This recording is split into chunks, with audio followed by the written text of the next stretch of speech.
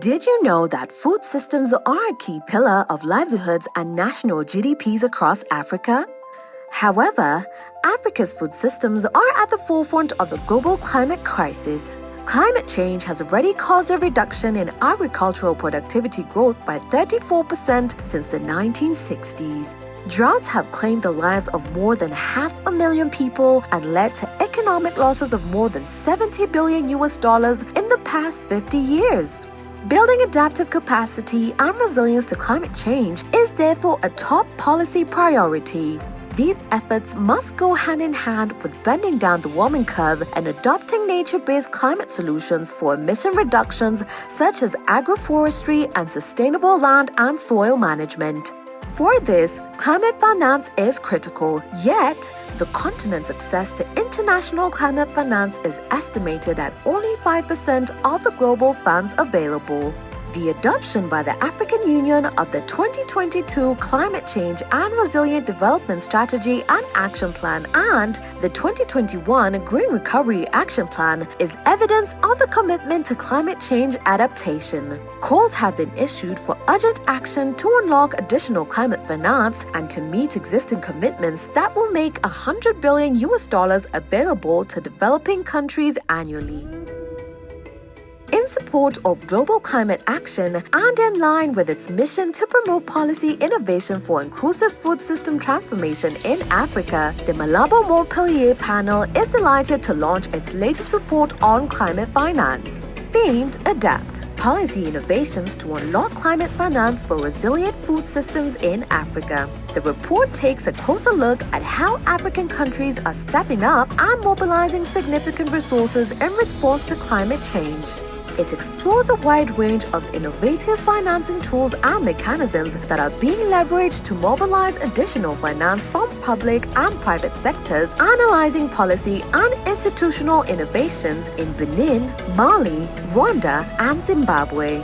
The Malabo Montpellier panel provides examples of effective government action to leverage climate adaptation finance for food systems transformation and makes a few critical recommendations. Build technical knowledge and capacity that straddles climate, agriculture, and finance across government. Mainstream climate change adaptation and resilience building activities into policies and investment decision-making across government. Develop a pipeline of bankable projects and investable adaptation plans. Support locally led adaptation to ensure that interventions meet the needs of most vulnerable with sustainable impact, and scale up efforts to attract private capital for adaptation across food systems. Don't stop here. Take a deep dive into the climate finance page on our website to learn what these 4 African countries are doing right and explore lessons for the continent for replication and scaling up.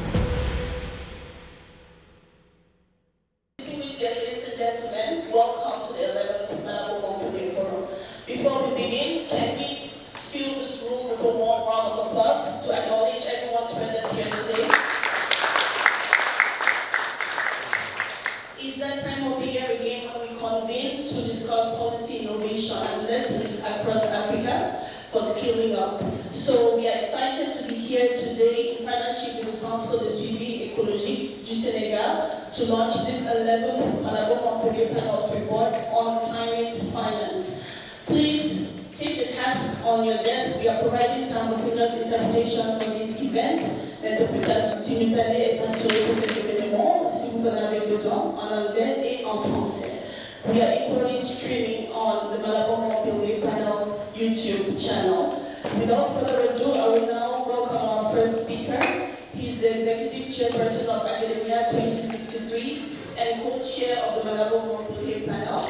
Please welcome Dr. Ousmane Badiane. Nous serons joints aujourd'hui en ligne par le ministre d'Aousoussi du Bénin et le ministre Ouassafiri du Rwanda et le ministre Haritatos du Zimbabwe. Et également, nous serons joints aujourd'hui par un représentant du Mali, M. Dr Alassane Ba, directeur général de l'Agence pour l'environnement et le développement durable du Mali. Excellence, ce forum, c'est, je pense, notre 11e édition du Malabo Montpellier Panel. Le Malabo Montpellier Panel est un des 4 programmes de Academia 2063, dont la mission est de mobiliser l'expertise africaine pour fournir les données et les évidences analytiques qu'il faut pour assister nos décideurs et ainsi que les opérateurs dans le secteur privé comme les organisations de la société civile. Notre ambition, c'est d'avoir les capacités qu'on trouve au niveau mondial dans toutes les grandes institutions scientifiques, mais avec un focus sur la recherche de solutions aux problèmes de développement auxquels nos pays font face. Nous avons 4 grands programmes qui sont des programmes pérennes. Ce ne sont pas des projets, mais c'est des programmes à long terme. Le premier, c'est le système de connaissances et des données au niveau régional, un programme que nous avons créé en 2005 et qui appuie le programme du PDDA de l'Union africaine, avec des systèmes digitaux qui permettent de monitoriser, de suivre les performances des différents pays, y compris l'appui à la revue biennale de l'Union africaine que nous animons depuis la conception, l'appui au pays, mais également l'infrastructure digitale qui permet de gérer cette revue biennale. Nous avons un autre programme, un consortium de modélisation économique qui aujourd'hui regroupe plus de 200 experts africains sur 30 de pays, avec lesquels on fait des formations avancées en termes de modélisation économique et tout ce qu'il faut pour bien maîtriser les dynamiques au niveau de nos pays. Nous avons un autre programme sur les big data et l'intelligence artificielle, un programme qui nous permet d'utiliser les données de télédétection. Et aujourd'hui, je pense qu'on est pionnier au niveau global, je dirais même pas en Afrique. Nous pouvons, en début de toute saison des pluies, sur 8 produits pour 47 pays, prédire exactement quelles seront les récoltes et les rendements. Nous pouvons aujourd'hui, ce qui est plus proche du ministère de l'Environnement, on a des données maintenant pour suivre les greenhouse emissions, les gaz à effet de serre au niveau pixel, 30 sur 30 mètres. Okay? Que ce soit méthane ou gaz carbonique ou bien oxyde nitrique. Également carbon sequestration au niveau du sol et même les nutriments au niveau de la fertilité des sols, on peut maintenant les suivre 30 sur 30 mètres par les données satellitaires et utiliser ces programmes de modélisation. Enfin, notre dernier grand programme, c'est le Malabo Montpellier Forum. Ce qu'on fait dans ce programme, c'est 18 experts internationaux, dont 80% sont des Africains. Nous nous sommes dit que les 2 dernières décennies ont été les décennies les plus dynamiques en termes de développement économique en Afrique. C'est une masse critique de pays africains qui ont franchi des étapes très importantes en termes de développement économique. Donc on se dit qu'il y a beaucoup de choses à apprendre l'un de l'autre à travers l'Afrique. Donc ce programme est dédié à choisir des thématiques spécifiques, développer une méthodologie et faire une classification des pays africains. On prend les 5, 6 ou 7 premiers pays, on va chez eux pour étudier l'action gouvernementale, pas les aspects techniques et les détails, mais quelles sont les actions du gouvernement qui a permis à ce pays de se positionner en pôle. Donc tout ce qui est innovation institutionnelle, tout ce qui est innovation politique et tout ce qui est programmation, c'est ce que nous étudions et c'est la synthèse du rapport que j'avais aujourd'hui dans le domaine du financement du changement climatique. Donc, je vais m'en arrêter là pour vous remercier encore, Monsieur le ministre, pour votre présence et Excellence qui est ici avec nous. Et je vais passer la parole à son Excellence, ambassadeur Assia Ben Salawi, pour son intervention. Excellence, merci. Merci, Excellence. Good morning, Your Excellencies, Minister of Environment and Agriculture, Professor Von Braun, Dr. Badian, members of the Malabo Montpellier panel, representative of the African Union, representative of development partner organizations, ladies and gentlemen. Thank you very much, Joachim and Osman, for offering me the pleasure to be participating in presence in Senegal, a country which is so close to my heart, in this 11th meeting of the Malabo Montpellier Forum, for which I serve as co-chair. I'm delighted to welcome you all.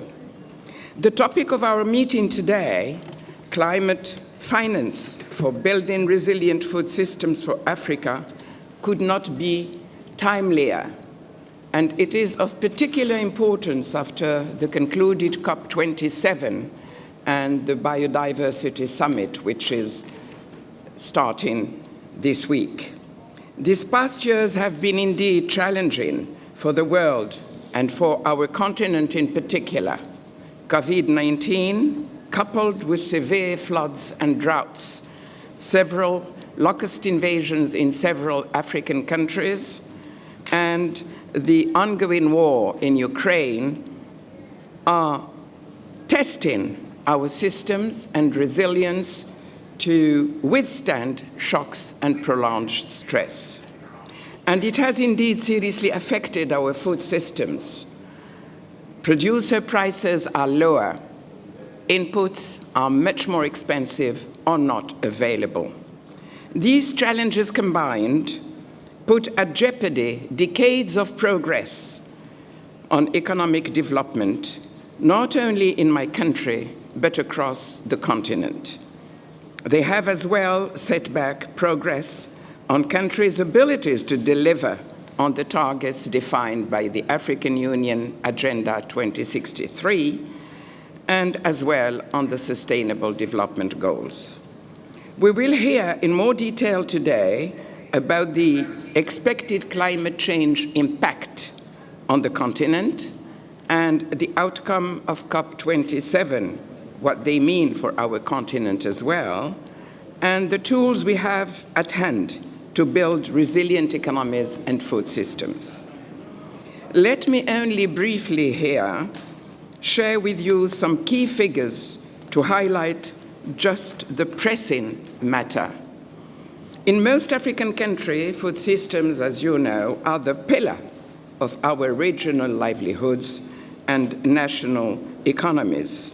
As we all know, the agri-food sector alone employs about 2/3 of the continent's workforce and contributes to an average of 30 to 60% of the GDP of countries, with an additional 30% of export value.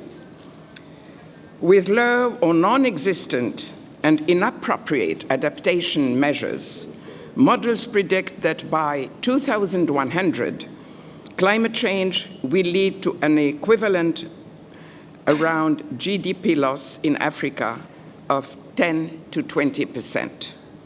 In the past 50 years, droughts have claimed the lives of more than 500,000 people and led to economic losses of more than $70 billion. And according to the estimate, GDP per capita is on average 13.6% lower than it would be if human-caused global damage did not occur since 1991. East Africa has suffered 4 consecutive failed rainy seasons, combined with worsening security in the region, population displacement, COVID-19 restrictions. The extended drought has pushed more than 58 million people into conditions of acute food insecurity. So extreme weather events are likely to cost the continent over $50 billion annually by 2050. To improve their preparedness, adapt to climate change, and build resilient food systems, African countries will require much more investment.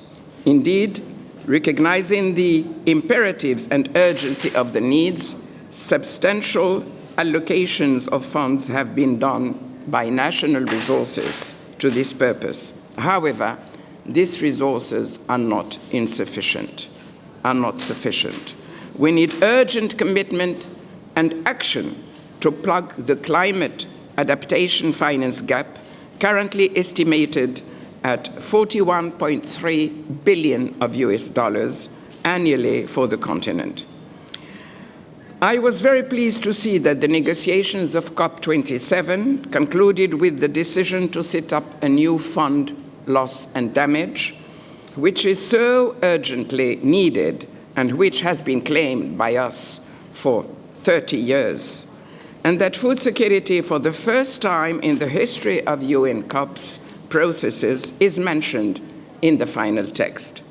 However, the progress is at least symbolic, because to be operational, it still needs the committee to define the criteria for the beneficiary countries, and still amounts of the contribution have both to be defined and concretely engaged. So we do hope that the first will be expanded to populations victims of extreme event, like what occurred in Pakistan with the devastating floods. And we do hope that the second will include innovative finance and especially grants and subsidies. We could deplore as well in this COP27, on another hand, that some technical solutions have been overridden without systemic reflection. We cannot stop here. We must build on the momentum and learn from those countries on our continent that have been able to successfully mobilize and tap into international finance, climate finance, to build stronger and more resilient food systems. This is why we are gathered here today in Dakar and online to hear about the experience of 4 African countries that are at the forefront of innovative actions and leadership at the institutional, policy, and programmatic levels, and on climate finance mobilization. Their experience offers a wealth of lessons for replication and scaling up and out across the continent.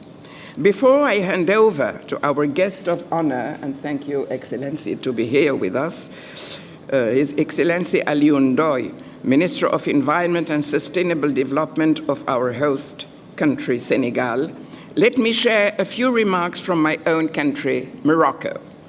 Her Royal Highness, Princess Lalla Hasna, President of the Mohammed VI Environment and Goodwill Ambassador for the Congo Basin Climate Commission and the Blue Congo Basin Fund, present in Sharm el-Sheikh for COP27, has confirmed that Morocco continues its technical assistance to support the presidency of this commission. She welcomed the progress concerning this commission, which, as you know, has been adopted at the initiative of His Majesty the King Mohammed VI in COP22 in Marrakesh in 2016. And it concerns, as you may know, 13 countries and over 80 million populations, and much beyond globally. Let's not forget that it is the second lung of the planet after the Amazon. So indeed, she welcomed the progress on this commission because a few funds has been already defined and pledges are to be announced very briefly.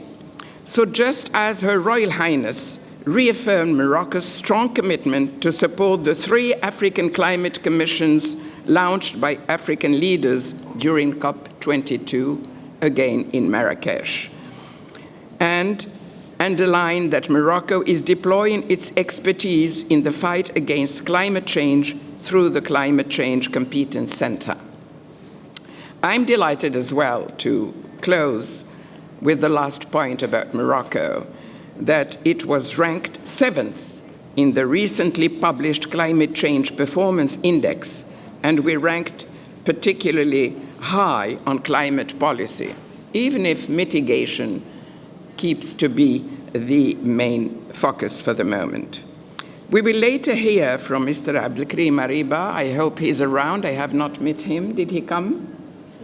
He will be joining on other initiatives about Morocco. So I very much look forward to the deliberations today and to learning from our colleagues from across the continent and representing a variety of stakeholders. I wish us all a fruitful dialogue and exchange at this forum. Thank you very much for your patience, and Excellency, it's up to you now if you want to take the floor. Mesdames et Messieurs les membres du panel, Malabo Montpellier, Monsieur le secrétaire Mesdames et Messieurs les représentants des partenaires au développement, président du panel Malabo Montpellier, Monsieur le secrétaire exécutif, Académia 2603 et co-président du panel Malabo Montpellier, Excellence, c'est pour moi en vous remerciant pour ces plaisir d'être parmi vous mots ce matin. d'introduction. Distingués invités, c'est pour moi un Pour cette 11e plaisir réunion d'être parmi du vous ce forum matin. Malabo Montpellier, dont le thème est mobilisation Cette de l'action 11e réunion du forum climatique pour la Malabo Montpellier, dont le thème est mobilisation de l'action climatique pour la transformation des systèmes alimentaires en Afrique. Fait le déplacement à Dakar. Et je voudrais à cet effet souhaiter la bienvenue à ceux qui ont fait le déplacement à Dakar et à ceux qui nous rejoignent en ligne. La 27e conférence des parties Ce forum se tient court après la 27e conférence des parties de la Convention cadre des Nations Unies sur les changements climatiques tenue à Sharm el-Sheikh et qui a mobilisé l'opinion internationale dans toute sa diversité et qui, dans sa décision finale adoptée le 19 novembre, exhorte les pays partis à redoubler d'efforts pour promouvoir l'agriculture durable en vue d'éradiquer la faim et la pauvreté, tout en assurant la sécurité alimentaire. La COP27 a suscité un élan important. À cet égard, la COP27 a suscité un élan important pour l'adaptation et mis l'accent sur la vulnérabilité particulière de nos systèmes alimentaires. Le temps est Nous donc à devons l'action poursuivre et sur cette ces lancée. coûts ne doivent constituer un blocage. Le temps est donc à l'action et ces coûts ne doivent pas constituer un blocage. Sans un investissement urgent dans l'adaptation au climat, les pays de la région du Sahel risquent de connaître des décennies de conflits armés et de déplacements exacerbés par la hausse des températures, la pénurie de ressources et l'insécurité alimentaire. En effet, une grande partie des populations du Sahel vit de l'agriculture et du pastoralisme, qui, comme nous le savons tous, sont particulièrement vulnérables face aux effets du changement climatique. L'insécurité alimentaire atteint d'ores et déjà des niveaux élevés dans la région. À long terme, les projections indiquent que les rendements du maïs, du mil, du sorgho risque de diminuer en raison des chocs climatiques, ce qui compromet davantage la résilience de nos populations. L'urgence climatique s'inscrit dans un contexte défavorable dans lequel les pays sont aux prises avec les conséquences de la pandémie de la Covid-19 et de la guerre en Ukraine. En d'autres termes, nous devons agir vite. C'est dans ce contexte et à l'initiative du président Macky Sall et du président de l'Espagne, Pedro Sánchez, que les dirigeants de plus de 25 pays et 20 organisations ont lancé l'Alliance internationale pour la résilience face à la sécheresse lors de la COP27, afin d'accélérer l'action et d'aider les pays à mieux se préparer à affronter les futures sécheresses. Mesdames et Messieurs, notre pays, le Sénégal, est particulièrement vulnérable aux effets néfastes du changement climatique. Selon l'indice mondial d'adaptation de Notre-Dame, nous sommes classés 31e en termes de vulnérabilité et 125e en termes de préparation. Il s'y ajoute que les projections sur l'impact du changement climatique au Sénégal mettent en évidence une augmentation des événements pluvieux à haute intensité, ce qui constitue un risque pour nos zones rurales et urbaines. Nous nous efforçons donc de renforcer notre résilience grâce à un certain nombre d'interventions d'adaptation, ciblant les secteurs de l'élevage, de l'agriculture et de la pêche, ainsi que de la biodiversité. Mais nous prenons également nos responsabilités, et bien que nous ne soyons responsables que de 0,07% des émissions mondiales de gaz à effet de serre, nous nous sommes également engagés à réduire nos émissions de 7% sans condition et de 29% sous réserve d'un soutien extérieur d'ici 2030 conformément à notre contribution déterminée au niveau national. Je suis également ravi de l'engagement du président Macky Sall en sa qualité de président de l'Union africaine, en accord avec la BAD et le CMA en faveur du programme d'accélération de l'adaptation en Afrique, qui met en œuvre l'initiative pour l'adaptation en Afrique. Ce dernier devrait mobiliser 25 milliards de dollars US pour exécuter, étendre et accélérer les interventions d'adaptation au climat à travers le continent africain. Mesdames et messieurs, distingués invités, pour mettre en œuvre les mesures d'adaptation, en particulier dans nos systèmes alimentaires, il faut non seulement des financements substantiels à hauteur des besoins déclinés dans nos CDN. Mieux, nous devrons être en mesure d'accéder plus facilement au financement international disponible pour l'action climatique. En ce sens, le dernier rapport du panel Malabo Montpellier et l'événement d'aujourd'hui arrivent à point nommé pour susciter des échanges sur les expériences et les leçons apprises par un certain nombre de pays africains qui ont réussi à mobiliser des financements climatiques d'envergure pour les besoins de la transformation des systèmes alimentaires. Nous espérons que ces expériences pourront bénéficier à d'autres pays du continent pour le bénéfice des communautés vulnérables. Je ne saurais terminer sans vous souhaiter d'intenses moments d'échange et de partage au cours de cette 11e réunion du Forum de Malabo Montpellier qui a démarré. Je vous remercie beaucoup. Merci. Professeur Badian, professeur Mbou, Excellence, de même que le professeur Joachim von Braun, pour votre participation et l'opportunité qui nous est donnée. Logiquement, mon collègue de l'agriculture, comme vous dites, va vous rejoindre à la clôture. Merci beaucoup à nos invités d'honneur pour ce mot d'ouverture. Alors, ce rapport du panel Malabo Montpellier sur le financement climatique étudie le cas des 4 pays africains, le Bénin, le Mali, le Rwanda et le Zimbabwe. Pour nous en dire plus, je vais maintenant inviter 2 membres de ce panel prestigieux. So you got it right. We are now moving on to discuss the report in detail.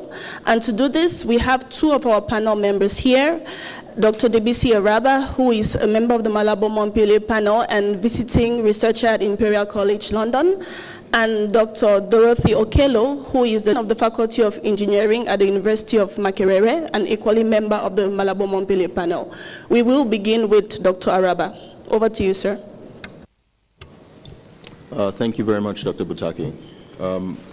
I stand on existing protocols. I welcome everyone in the room and joining us online. We thank you for joining us for the presentation of our 11th Malabo Montpellier Forum.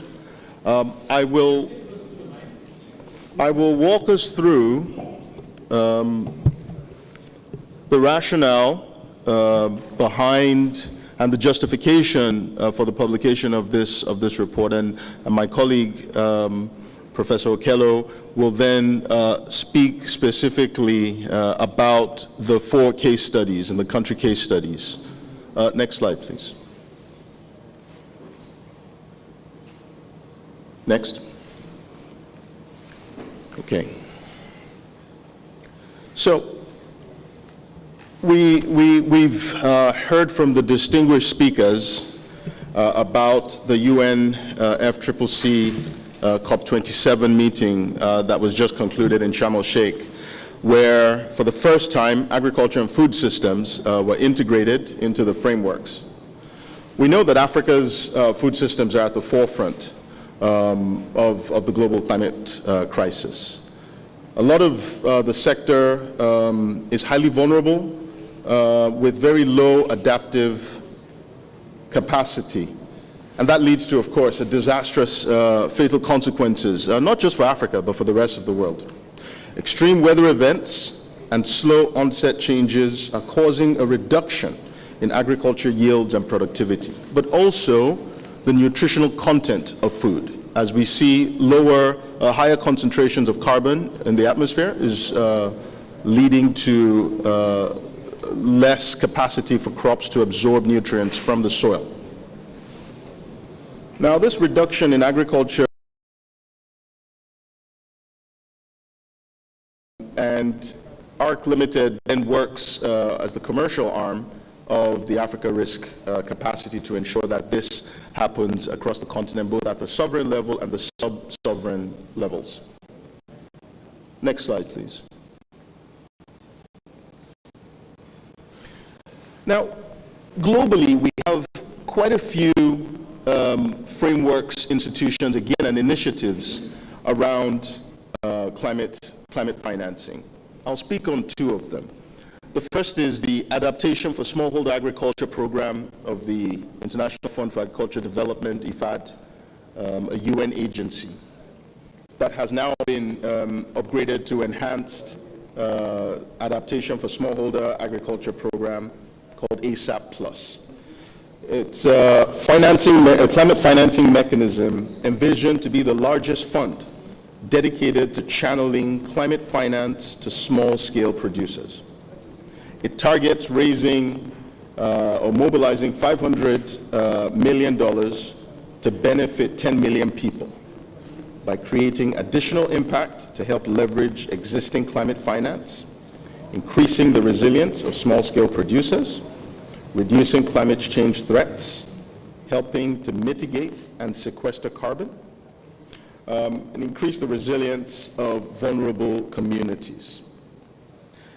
Of course, Your Excellency, we also acknowledge Senegal's leading role in being one of the first accredited institutions within the Adaptation Fund. So there is a lot of innovation that we have included in our report to show the innovative capacities of national institutions and examples for other countries to learn as we scale up mechanisms to increase the flow of climate financing across the continent of Africa.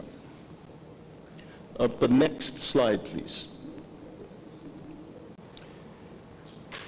In creating this enabling environment to unlock finance for adaptation, we are sensitive to the fact that governments cannot fund climate financing on their own.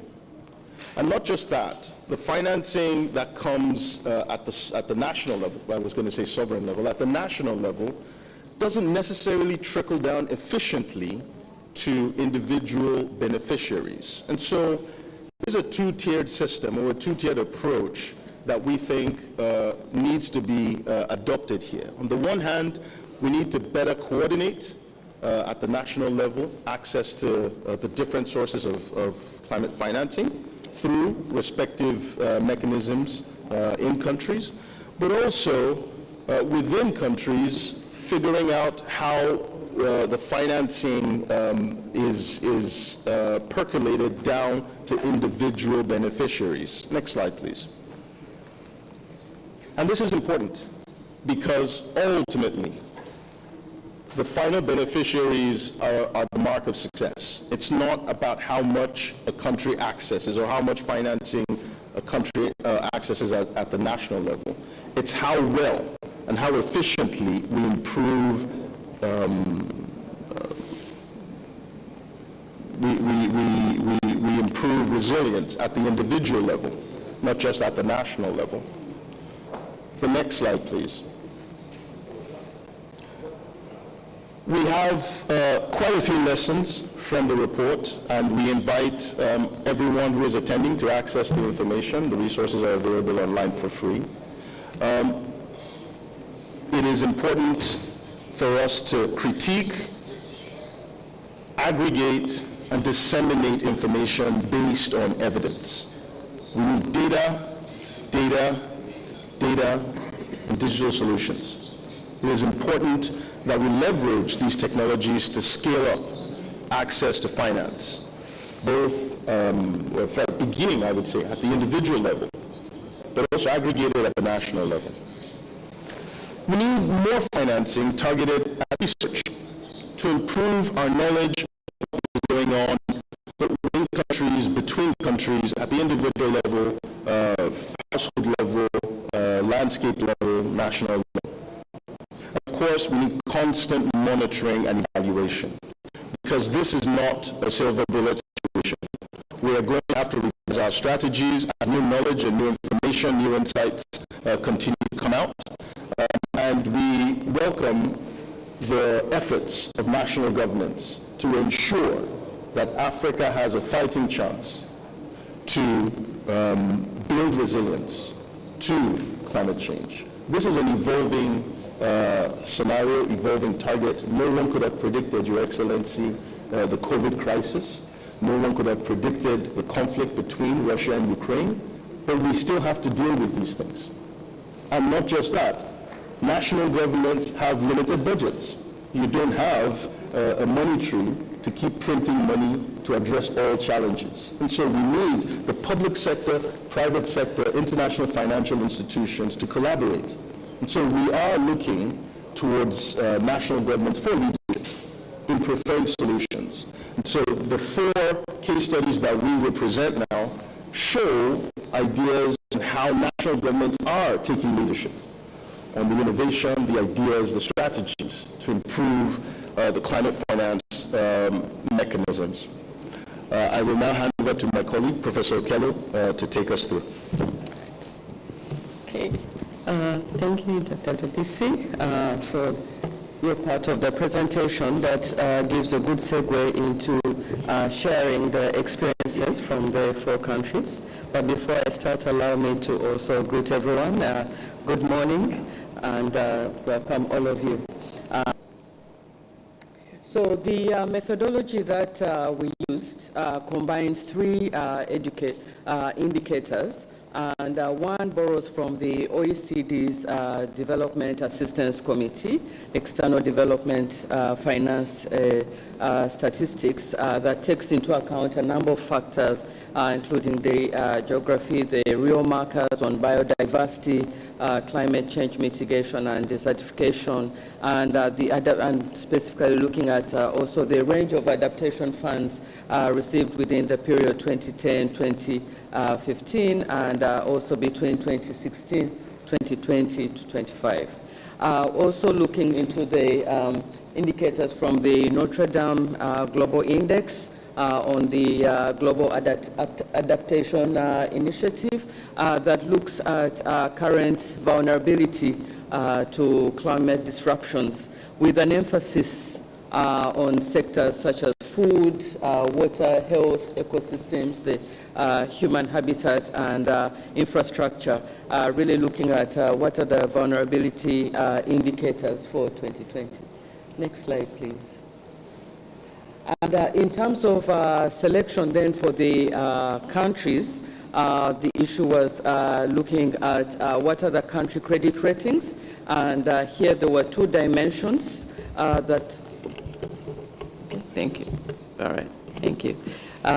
2 dimensions, really the governance and credit rating that takes into account the political stability and lack of conflicts, lack of corruption, rule of law, regulatory quality, each of these. And so the 4 countries that we looked at were to provide an in-depth review of the policy and institutional frameworks and innovations, as well as the interventions that is driving progress in each of these countries. And here we see that we had 2 countries that were rated highly vulnerable and with high country credit ratings according to the metrics that we used, and this is Benin and Rwanda. But then also we looked at highly vulnerable but low country credit ratings, and in this case we have Mali and Zimbabwe as examples to show of what is happening at both spectrums in this space. So starting off with Benin, in summary, Benin's approach has been one towards capacity building and a bottom-up approach. So they have launched a number of initiatives. For example, the National Fund for Environment and Climate Change that was established in 2013 and capitalized using eco-taxes. So it's accredited with the Green Climate Fund, with the Adaptation Fund, which also represents an opportunity for it to mobilize climate finance. In addition, since 2015, this national fund has actually disbursed up to $1.7 million to climate change adaptation and mitigation projects through various calls for proposals.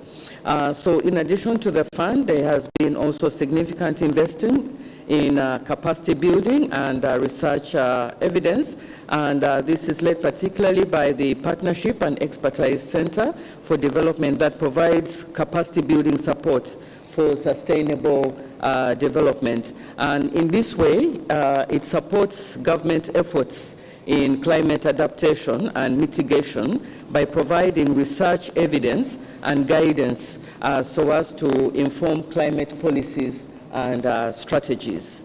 The NAP, the National Action Plan, also estimates that the adaptation would need about $4.3 billion by 2030, including $377 million US specifically for adaptation in the agricultural sector, for insurance products, and also for the dissemination of climate change, climate smart agricultural technologies, and the uptake of climate smart practices, including quality seeds and post-harvest losses and handling. And as my colleague shared, data then becomes even more of a king in this respect. And what Benin has done is ensuring, including a budget for this as well. In addition, Benin was the first country in Africa to pilot the local climate adaptive living or local facility. And this is an initiative under the UN CDF to channel climate adaptation finance to local communities in developing countries and these developed countries, and it incentivizes government at the local levels to incorporate adaptation in their planning processes by providing a top-up to cover the additional costs of making local investments climate resilience. And through this, in the case of Benin, it has been able to, in addition to what was available through local, for the $1 million, it has provided a counterpart fund, or if you want to call it a parallel funding, of $410,000 US. And as of the end of December 2020, the adaptation interventions within Benin had reached over on capacity building and a bottom-up approach. Next slide, please.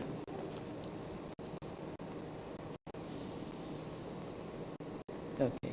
So next we look at the case of Mali, which has taken a different approach to this. So in the case of Mali, what they've done is centralized the ports and sources of finance for adaptation. And Mali had already experienced an increase in the frequency and intensity of both floods and droughts. And so it's one of the most vulnerable countries thereof on the continent. And combined with challenging political environment, this does then create additional pressures. However, in spite of that, Mali is actually doing reasonably well in mobilizing finance, and it has received commitments of nearly $555 million US in bilateral, multilateral, and private sector funds for adaptation between 2011 and 2020. So Mali took the position of a centralized approach, as I've mentioned, and since 2019, a dedicated climate budget was created, and it's part of the Mali's strategic framework for economic recovery and sustainable development. The Mali Climate Fund provides a centralized port for channeling finance, and it was established in partnership with UNDP and financed by annual contributions from Sweden and Norway.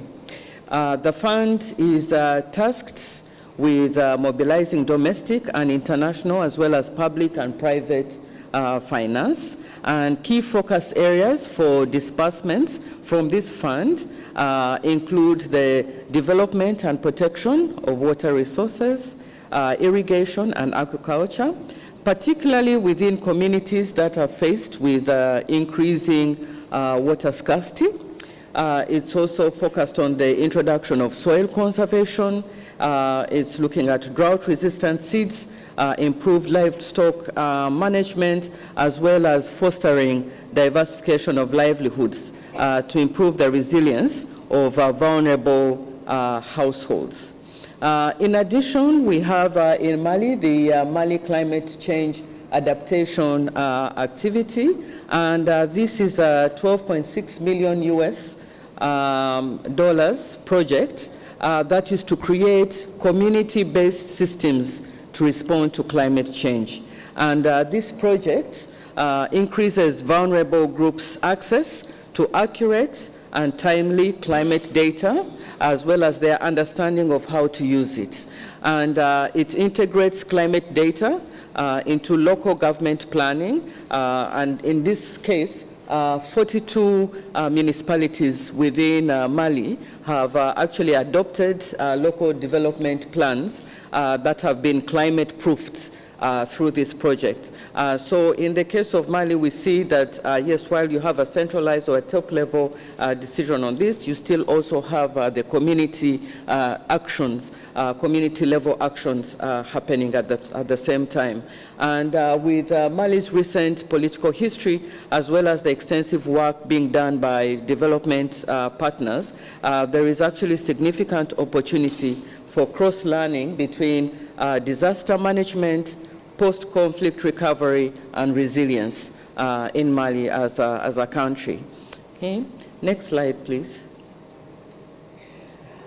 So we get closer to my home.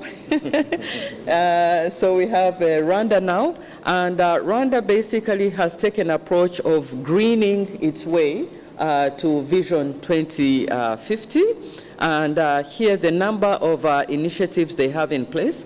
For example, is the National Fund for Environment, which is an independent institution within Rwanda with the capacity to scale up operations rapidly and thereby having significant impact. Since its launch in 2012, it has mobilized more than 216 million US dollars for investments in ecosystem rehabilitation, improved waste management, cooking stoves, as well as climate-smart agriculture. So the fund is currently undergoing a refresh, which will see it deploy a new resource mobilization strategy in which the strategy shifts focus from a purely demand-led approach to one that combines both demand and supply interests, which means that it will be also able to mobilize even more money for environmental and climate initiatives. The new strategy for the National Fund also requires that 30% of the total funds will target innovative private sector investments, while 15% will target civil society groups working with vulnerable communities, thereby leveraging the funds with more from the private sector and the donors, and again providing another example of how you have your national initiatives, but also working all the way down to the local communities. In addition, Rwanda has the Development Bank of Rwanda, which is also being deployed for climate finance, and it uses its experience in development finance to provide long-term financing from patient capital, from the international finance institutions and private financing entities. Currently, the Development Bank is designing a green bond in partnership with the UN Development Program, Rwanda Finance Limited, and financial centers for sustainability in order to secure more private sector funding. In addition to leveraging international finance, Rwanda is also investing in optimizing the use of national resources to deliver climate benefits too. And through this, mainstreaming by REMA is a key method doing this. And indeed, in 2020, REMA launched a groundbreaking project to strengthen the technical and institutional capacities of government, private sector, as well as the communities to plan, fund, implement, and monitor climate change adaptation initiatives. Currently, the fund has access to $6 million US dollars, and a 4-year national adaptation planning process project seeks to integrate adaptation into sectoral development planning and budgeting processes. It must be said, though, that in addition, one of the key factors in attracting foreign finance flows is robust fiduciary management. So this is one of the strong pillars in the case of Rwanda, and they have been very keen on restoring and modernizing Rwanda's public financial management systems over the last 25 years. They have the Minecofin entity, which is in place to oversee steady improvements in financial integrity, institutional capacity, transparency, and accountability by instituting new processes and systems such as centralized budgeting. All of these are geared towards increasing the attractiveness of Rwanda as a country, as a destination for climate finance. And the case study, once you access the book as we do, the report as we do encourage you to do, provides several other insights in the developments in Rwanda's policy and programmatic aspects of climate finance. Okay, next slide, please. And then we have Zimbabwe. Zimbabwe, highly vulnerable and scoring low on the country credit ratings, but still having some good examples to showcase in this, and how you go about mainstreaming climate change efforts. So Zimbabwe has a number of initiatives that they have taken, and while they are responsible for just 0.0% of global greenhouse gas emissions, it's among the world's most vulnerable countries, according to the Notre Dame Global Adaptation Initiative matrix. And this combination of being highly vulnerable, as I shared earlier, and its low readiness score means that Zimbabwe is actually in great need for investments as well as innovations to improve readiness, as well as having a great urgency for action.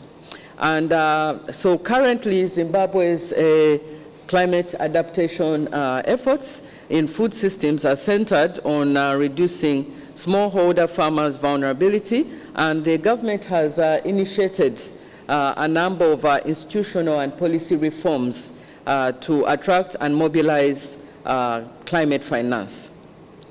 So in this case, we have the ministry that's leading on climate policy is the Ministry of Environment, Climate, Tourism, and Hospitality Industry. And what in particular stands out for us is the Climate Change Management Department. So this department was established in 2013 when the ministry was merged with you had Environment and Natural Resources Management together with the Ministry of Water Resources Planning and Development. So as climate change is a cross-cutting issue, this department for climate change management is responsible for coordinating the mainstreaming of climate change across sectors and sub-national administration for a focused address of this challenge by Zimbabwe.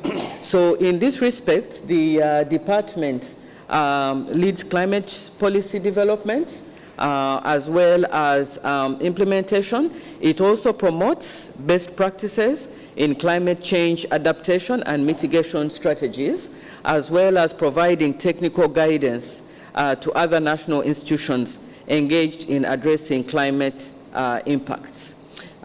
In addition, the department, consistent with Zimbabwe's national climate policy, oversees the government's plan to promote a bottom-up approach led by local authorities and communities in decision-making roles alongside the participation of civil society organizations and the private sector. The department also engages with senior government officials to develop a legislative framework for operationalization of the national adaptation strategies and plans. And it is the national designated authority for the country in the global UN discussions.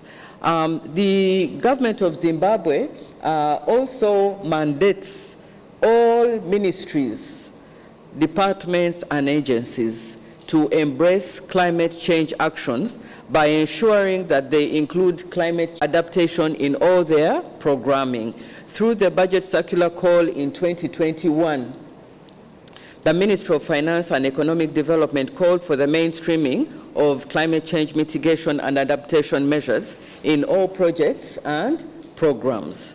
And the Zimbabwe's Vision 2030 also considers climate actions as fundamental to achieving desired economic growth and calls for the mainstreaming of climate change adaptation. So can see that as a country, there is a really focused effort to embrace climate change across the entire sectors, government from the top and as well from the private sector, the communities, and civil society.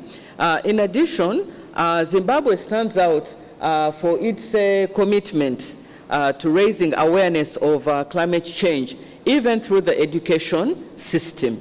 And moreover, the government also works towards building the capacity of government agencies and representatives to allow the integration of climate change adaptation planning and finance mobilization across the ministries. So it's not a siloed approach to this.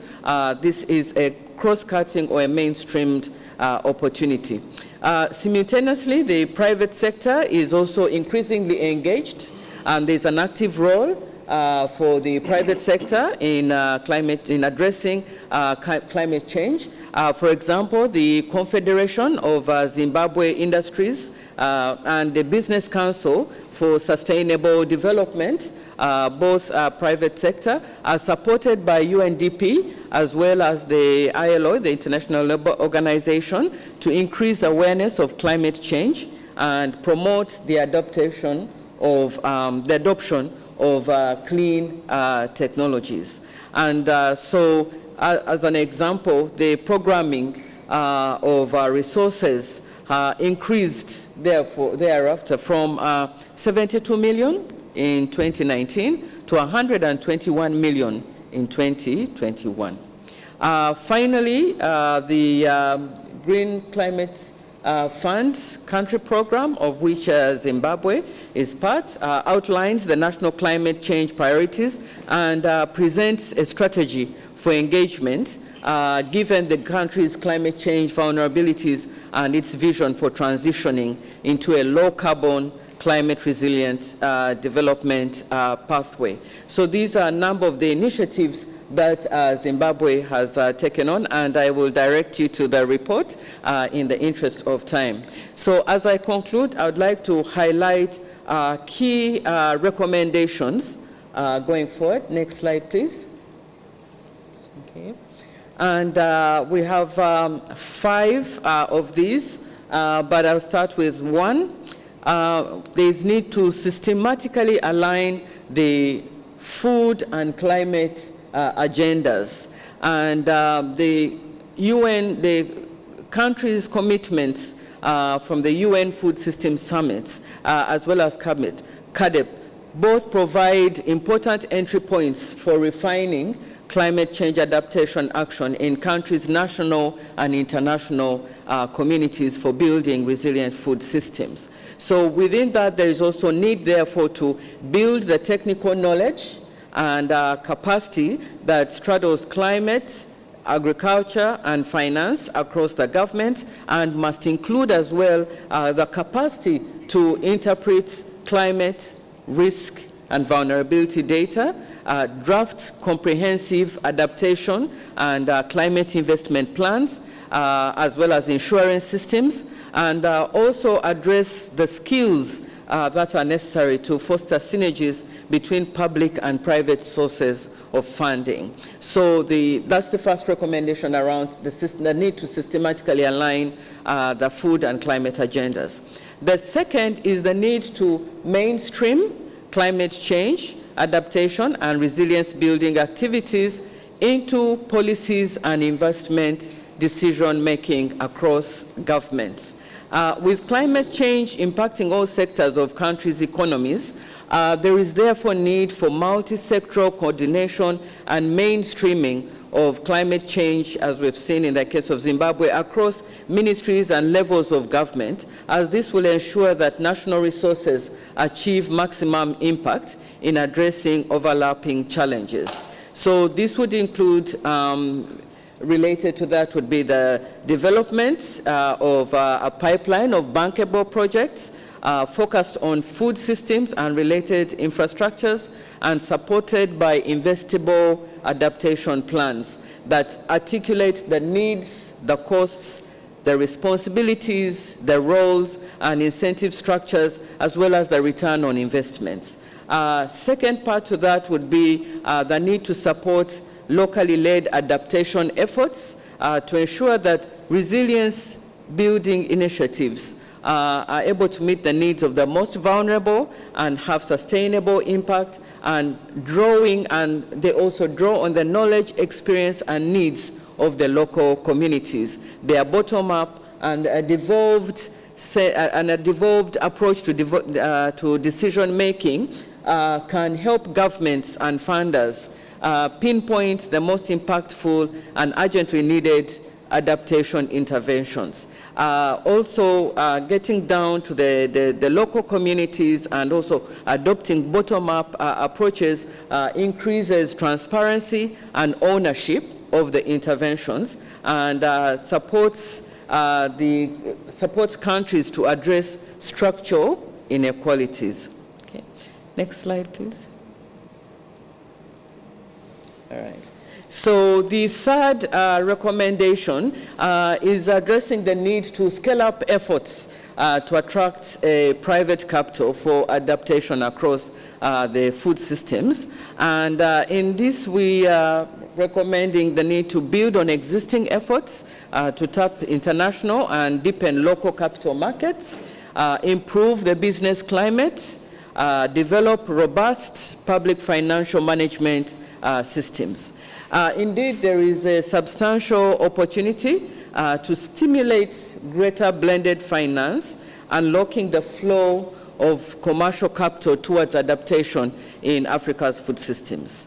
The food systems are particularly conducive to blended finance solutions because they are exposed to considerable fluxes in production, in markets, and as well as the enabling environment. And also because investors will often perceive risks to be greater than they actually are. And so the need for us to have a scale up, therefore, in efforts for attracting private capital. Fourth is the need to design reliable tracking mechanisms and simple digital tools that capitalize on the data that Dr. Debesi mentioned to record climate finance flows at the national level. The poor quality and quantity of data on climate finance flows is a global concern. However, in this regard, therefore, African governments can play a leading role in resolving this issue. Recording and reporting through a central depository on climate funds received can be a powerful tool to hold developed countries to account.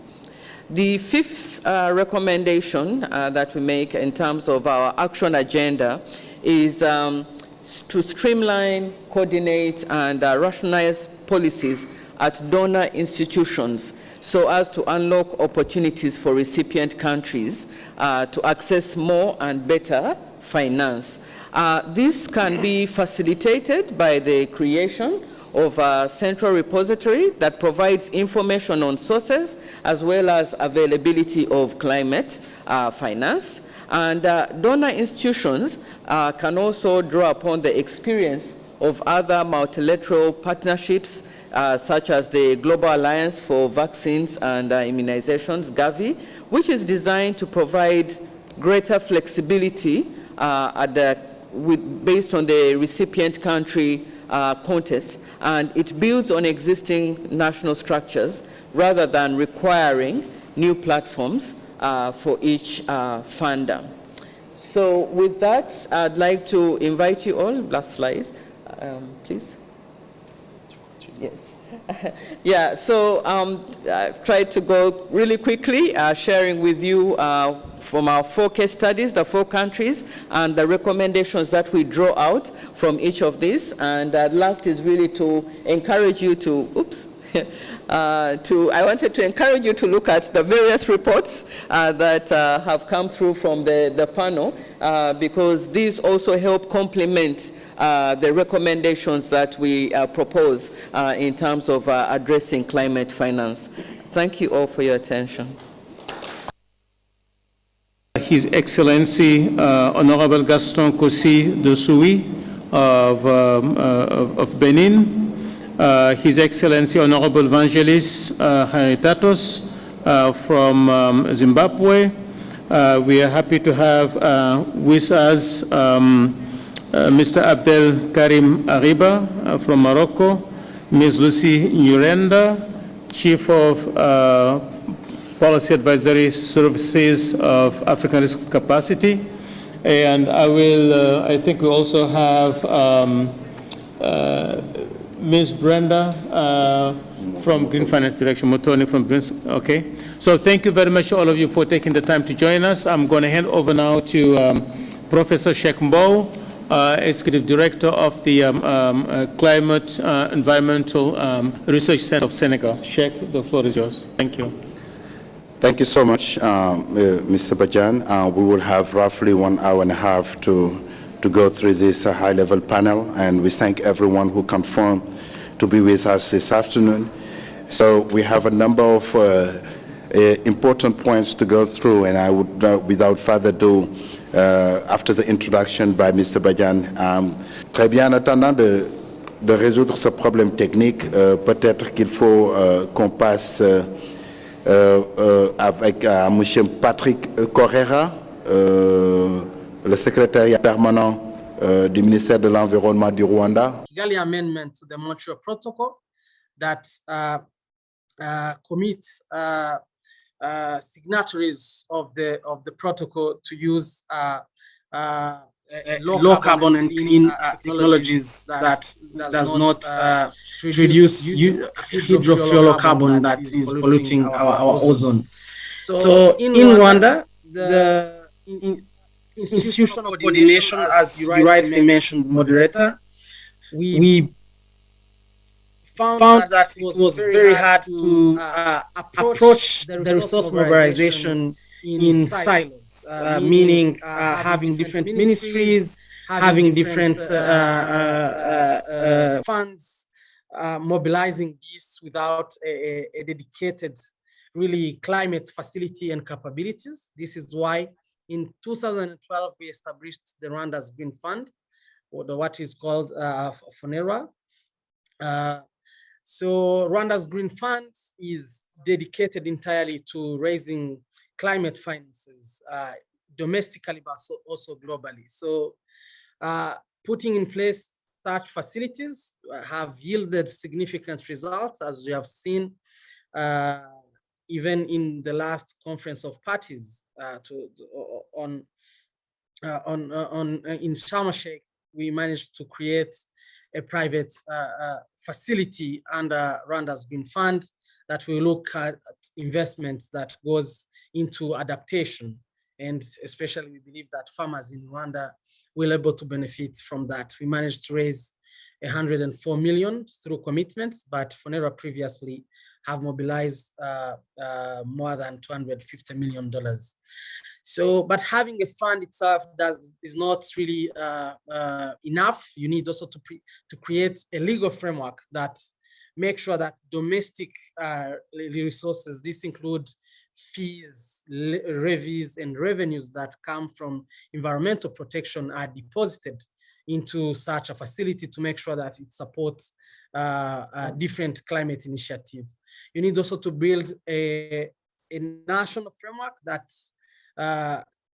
streamline every effort to increase readiness of the institution to be able to access global climate finance. This is an example around making sure that you talk to different partners and you enhance direct access to global climate entities.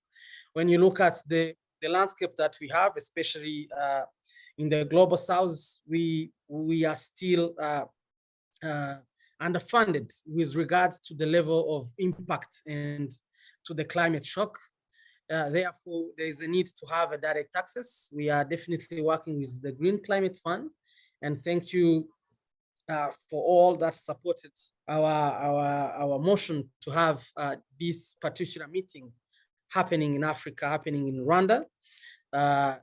We expect to have different accredited entities in July 2023 during the board meeting of the Green Climate Fund. But GCF is one of the entity. We have also the Adaptation Fund, the Climate Investment Fund. These are all good opportunities. So ensuring that access is very key. Thank you. Thank you so much, Patrick, for this really insightful comments on how Rwanda is dealing with green finance through the FONERA and the targeting of sectors in energy, agriculture, storage, and how you strategy, which has been really, really outstanding. Thank you so much. Zimbabwe. Good afternoon to you. Good afternoon. How are you, sir? We are very well in Zimbabwe. How is Senegal? So we'll try to raise your voice on our side, but if you can get closer to your microphone, it will be much better for the hearing. Do you hear us loud and clear? Loud and clear.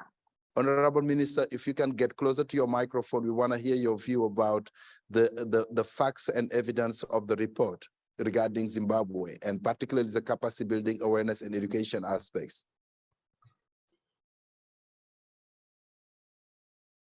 My sincere apologies. I do not have today's report anywhere near me. I can definitely comment in general, but I'm sure you want something specific. I do not exactly. No, we want general comments and your view on how Zimbabwe has done climate change awareness, education, and outreach. Understood. Thank you. Yeah, I will comment generally. There's no problem in that. Just to recognize your excellencies here present and fellow panelists and ladies and gentlemen, in Zimbabwe, we recognize what we call the triple C's as a threat to our country, and that is conflict, COVID-19, and the worst of the three is obviously climate change. Climate change-induced shocks such as droughts, floods, prolonged dry spells have severely affected our agricultural production in Zimbabwe, and in so doing also affected our productivity. So agriculture, as you know, is the backbone of the Zimbabwean economy. It's the backbone of many African economies. And our country's development is certainly anchored on this sector.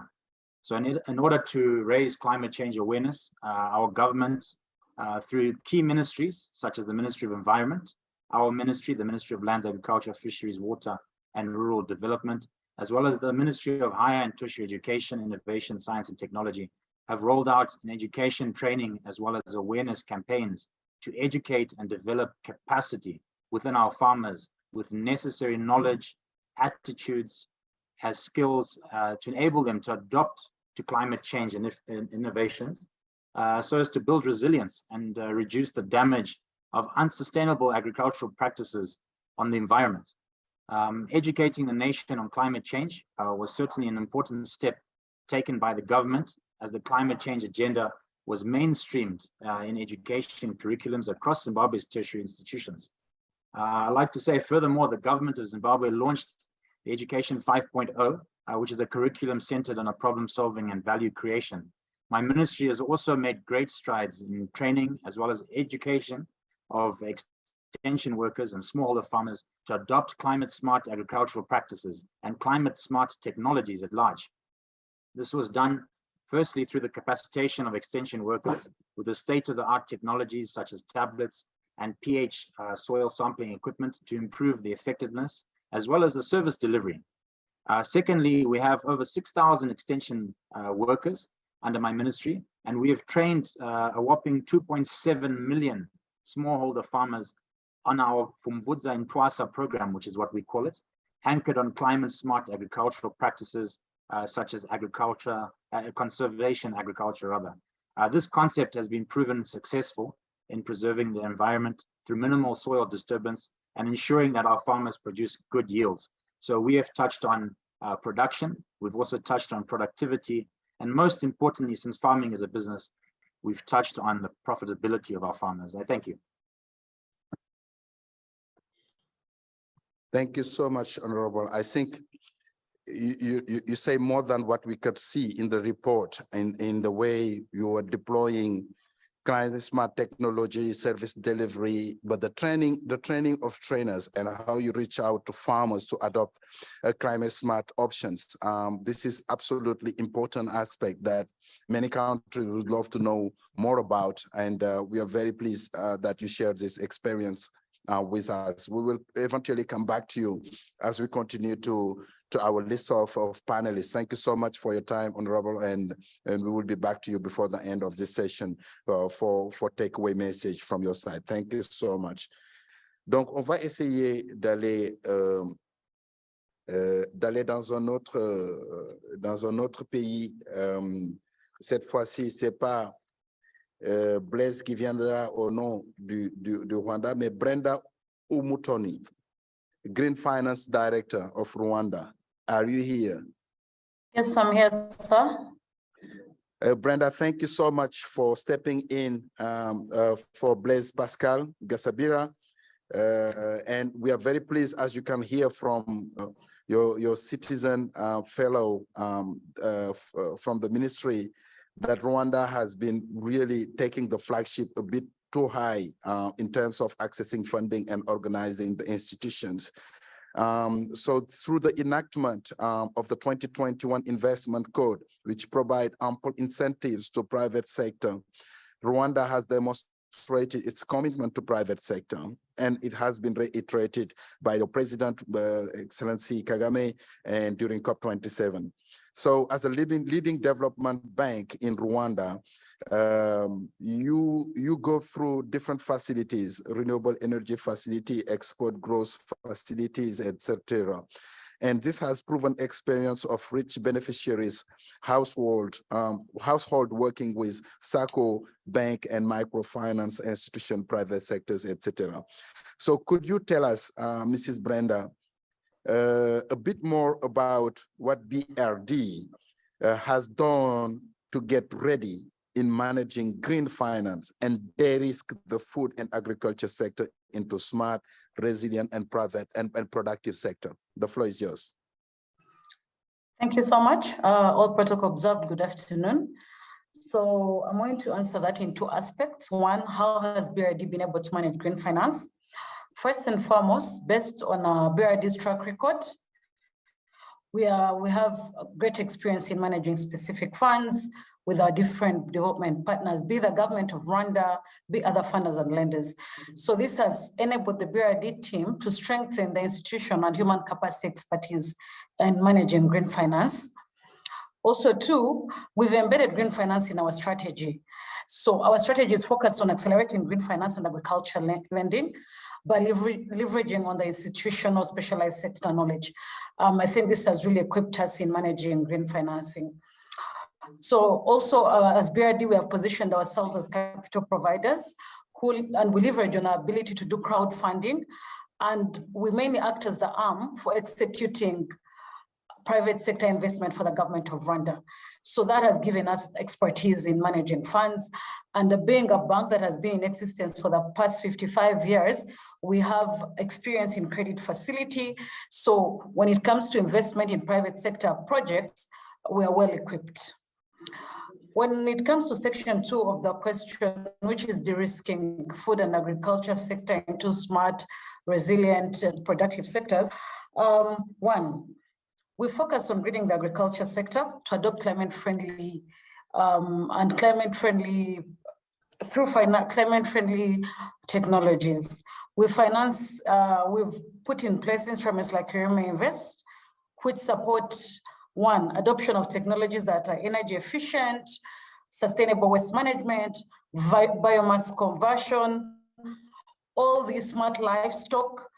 Ireme is what we launched at COP, I would say, just to give you a backdrop. It's the facility His Excellency launched at COP27, which is mainly focused on climate sector investments. And one of the main sectors it's going to focus on is the agriculture sector, smart agriculture. And that's where we're going to support either smart irrigation, smart livestock, biomass conversion, sustainable waste management.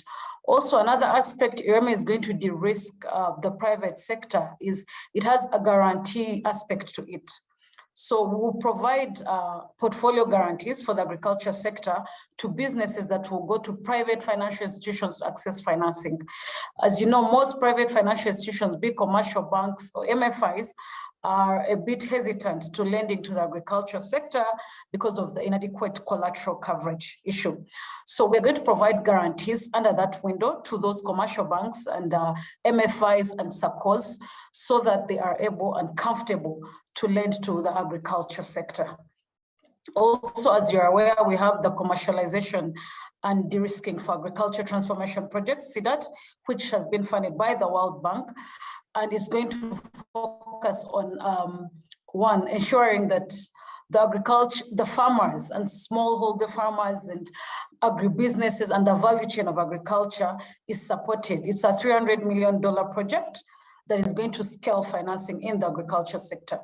So we hope by putting out and establishing these different financing instruments, the economy in Rwanda is going to be very open to financing businesses in the agriculture sector. And it will also provide adequate financing for agribusinesses and farmers to start investing in climate resilient agriculture.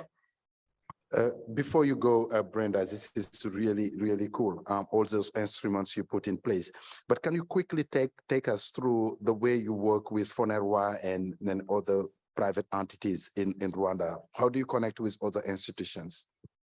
Okay, so when it comes to like the Ministry of Agriculture, let's say, before we establish the structure of the funds we have, we do stakeholder engagement. Stakeholder engagement with partners like Minagri, which is the Ministry of Agriculture, of course, FONERWA, which is the Rwanda Green Fund, to ensure that we are aligned on the different aspects of our strategy, especially when it comes to green financing in the different sectors. Two, we rely on market assessments from the Ministry of Agriculture because it has on-ground knowledge, I would say, of the financing needs in the agriculture sector, especially those for smallholder farmers. So we work hand in hand with them. And then three, based on FONERWA's experience, obviously, in mobilizing climate financing over the years it has been in existence, we launched Ireme Invest in partnership with FONERWA.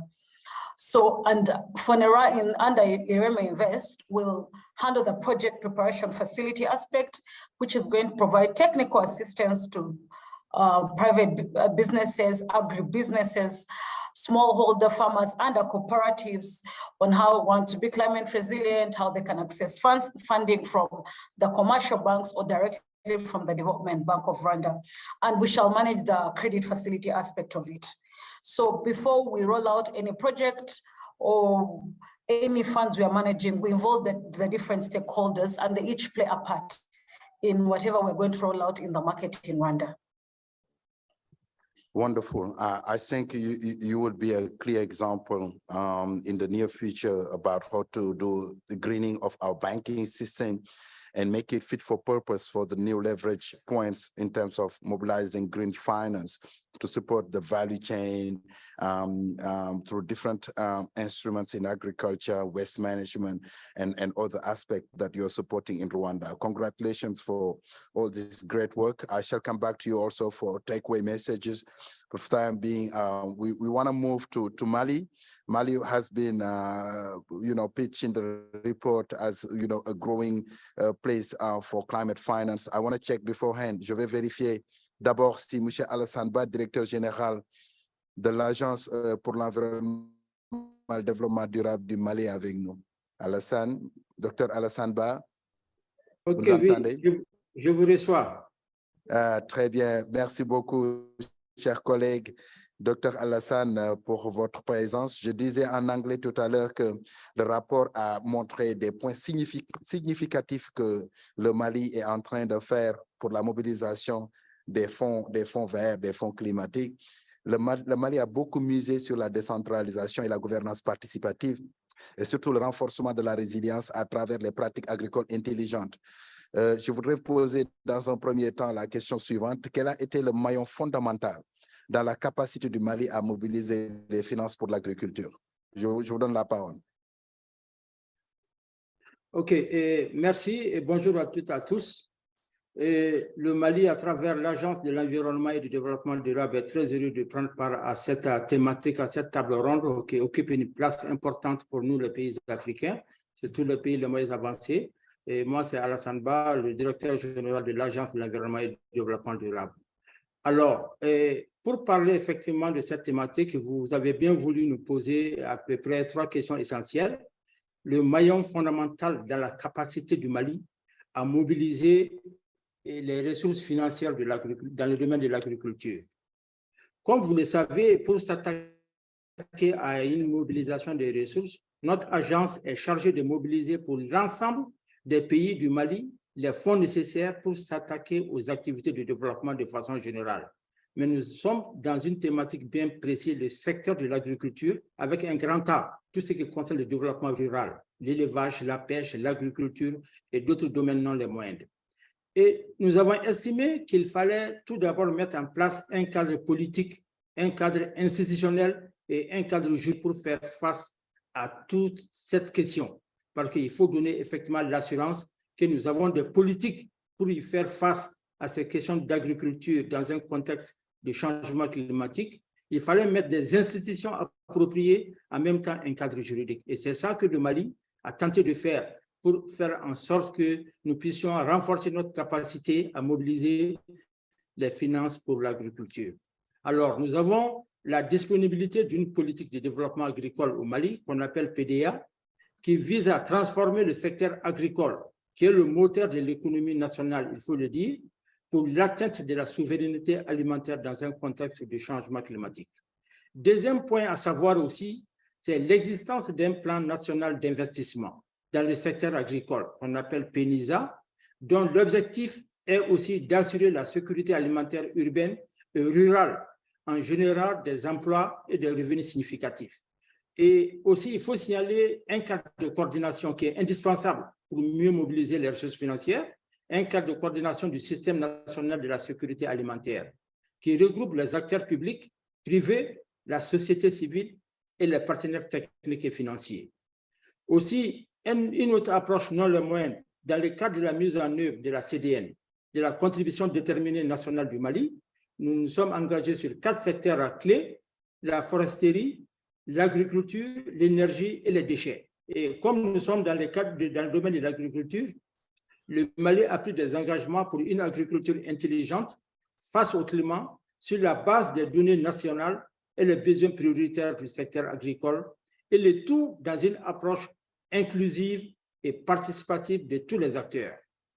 Et ces cadres politiques, institutionnels et de coordination ont permis l'adhésion et le soutien des partenaires du Mali dans le financement des grands programmes.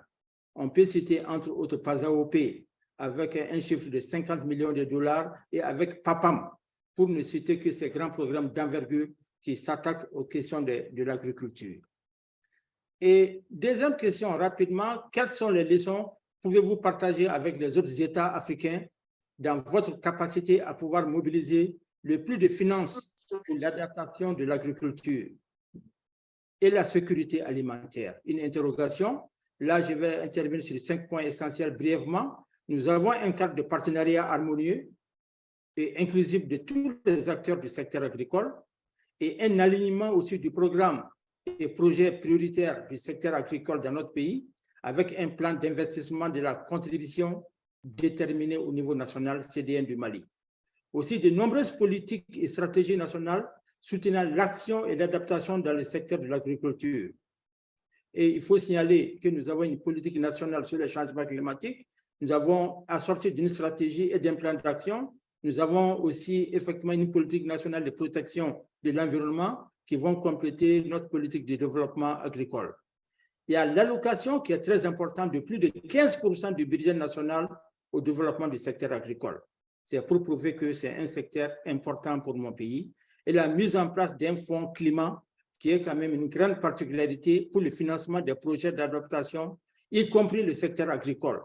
Et ce fonds climat, nous sommes un peu inspirés du cas de l'Éthiopie, de l'Éthiopie et un peu du Rwanda. Et à ce niveau, il faut signaler que nous sommes accompagnés par la Norvège et la Suède, qui font quand même un travail remarquable pour nous. Et tous les grands projets d'envergure dans le domaine des changements climatiques globalement et de l'agriculture, il y a des financements où chaque acteur, les services techniques, les organisations de la société civile, les secteurs privés, ils peuvent postuler par appel à candidature. C'est des projets d'un montant en francs CFA entre 200 et 500 millions de francs CFA qui sont destinés aux communautés rurales. Donc, effectivement, c'est un projet d'envergure. Et enfin, comment comptez-vous renforcer vos politiques et stratégies dans ce sens? C'est les 3 questions. La dernière question, c'est qu'obligatoirement, il faut passer par une évaluation en profondeur des différentes politiques et stratégies que nous avons aujourd'hui pour intégrer les besoins nouveaux qui tiennent compte des objectifs climatiques, qui est capital. En même temps, il faut penser aussi à mettre en œuvre un vaste programme de renforcement de la capacité, renforcer la capacité de tous les acteurs pour améliorer l'utilisation des services climatiques. Et enfin, il est très capital de mettre un plan et stratégie de mobilisation des ressources pour faire face aux défis majeurs de la sécurité alimentaire dans un contexte de crise sécuritaire et climatique auquel le Mali fait face. Et voilà, très résumé en quelques minutes, et globalement ce que nous faisons dans notre pays. Et je vous remercie de votre écoute. Merci.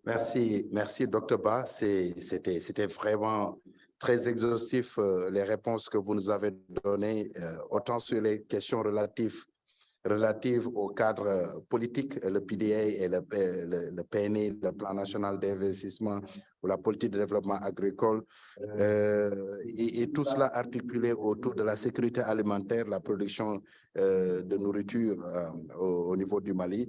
On a beaucoup aimé aussi l'approche inclusive que vous faites à travers les institutions et les efforts budgétaires que vous êtes en train de mettre en œuvre dans le cadre de la politique agricole avec une orientation purement communautaire. En tout cas, nous félicitons le Mali pour l'ensemble de ces éléments fort intéressants. Et comme tous les autres, je vous reviendrai pour vous demander un message clé que vous aurez souhaité, disons, partager avec l'audience ici. En tout cas, merci pour votre temps. On va continuer avec M. Abdel agricole du Maroc. Monsieur Ariba, votre Excellence, Madame l'ambassadrice, était là avec nous ce matin. Tout d'abord, je représente l'Agence pour le développement agricole. C'est une agence accréditée auprès du Fonds vert pour le climat depuis 2016. Il vient d'être réaccrédité en juillet 2021. Et nous sommes également accrédités auprès du Fonds d'adaptation depuis 2012. Donc, effectivement, le Maroc, depuis 2008, a mis en place une stratégie agricole, communément dénommée Plan Maroc Vert. Dans cette stratégie, le gouvernement a pris en considération la donne du développement durable, du moment que le Maroc se trouve dans un carrefour un petit peu de changement climatique. Il est très sensible. Nous vivons de plein fouet la sécheresse depuis plusieurs années. Donc, c'est une donne récurrente au niveau national. Donc, dès le départ, avec la stratégie, avec Plan Maroc Vert, nous avons pris en considération la donne de la résilience comme une donnée très importante dans la mise en place de cette stratégie. Tout d'abord, cette stratégie, il a été orchestrée autour d'un certain nombre de piliers, notamment donc l'agriculture que nous dénommons l'agriculture familiale, où il a connu un petit peu la participation des bénéficiaires. Les bénéficiaires, le secret de la réussite de ce qu'on appelle l'agriculture solidaire, c'est l'agriculture qui s'adresse aux petits agriculteurs qui se trouvent dans des régions j'allais dire vulnérables, soit des régions des oasis ou des régions très peu potentiel agricole, également des régions montagneuses. Donc, au départ, donc, au niveau de notre stratégie, donc, il y avait un effort de communication avec les différents bailleurs de fonds. Donc, on a pris la peine de communiquer pour un petit peu montrer quels sont les axes, les chantiers prioritaires pour le Maroc.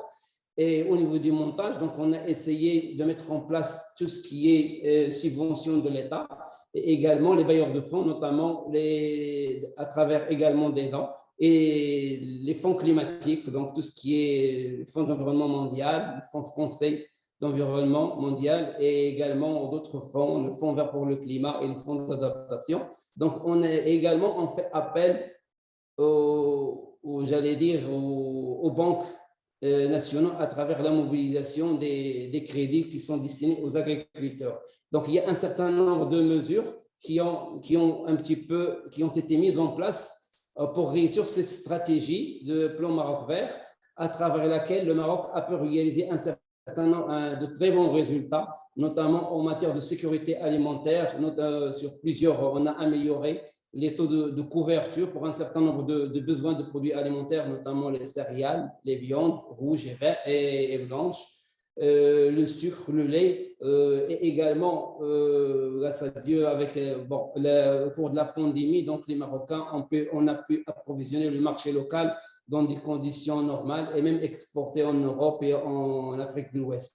Je crois que c'est grâce à cet effort de gouvernance qui ont été mis en place dès le départ de la stratégie, avec une vision claire qu'on a mis en place pour nos partenaires, notamment financiers, et on a mis en place un certain nombre d'outils de gouvernance qui a amélioré la visibilité et la notoriété de nos établissements. Également, grâce à cette gouvernance, que l'ADA, notre agence pour le développement agricole, a pu être accrédité depuis 2012 auprès du Fonds vert pour le climat. Et à travers cette accréditation, on a pu lever des fonds, notamment auprès du Fonds vert pour le climat et auprès du FA, pour mobiliser un certain nombre de projets à caractère agricole dans des régions très vulnérables.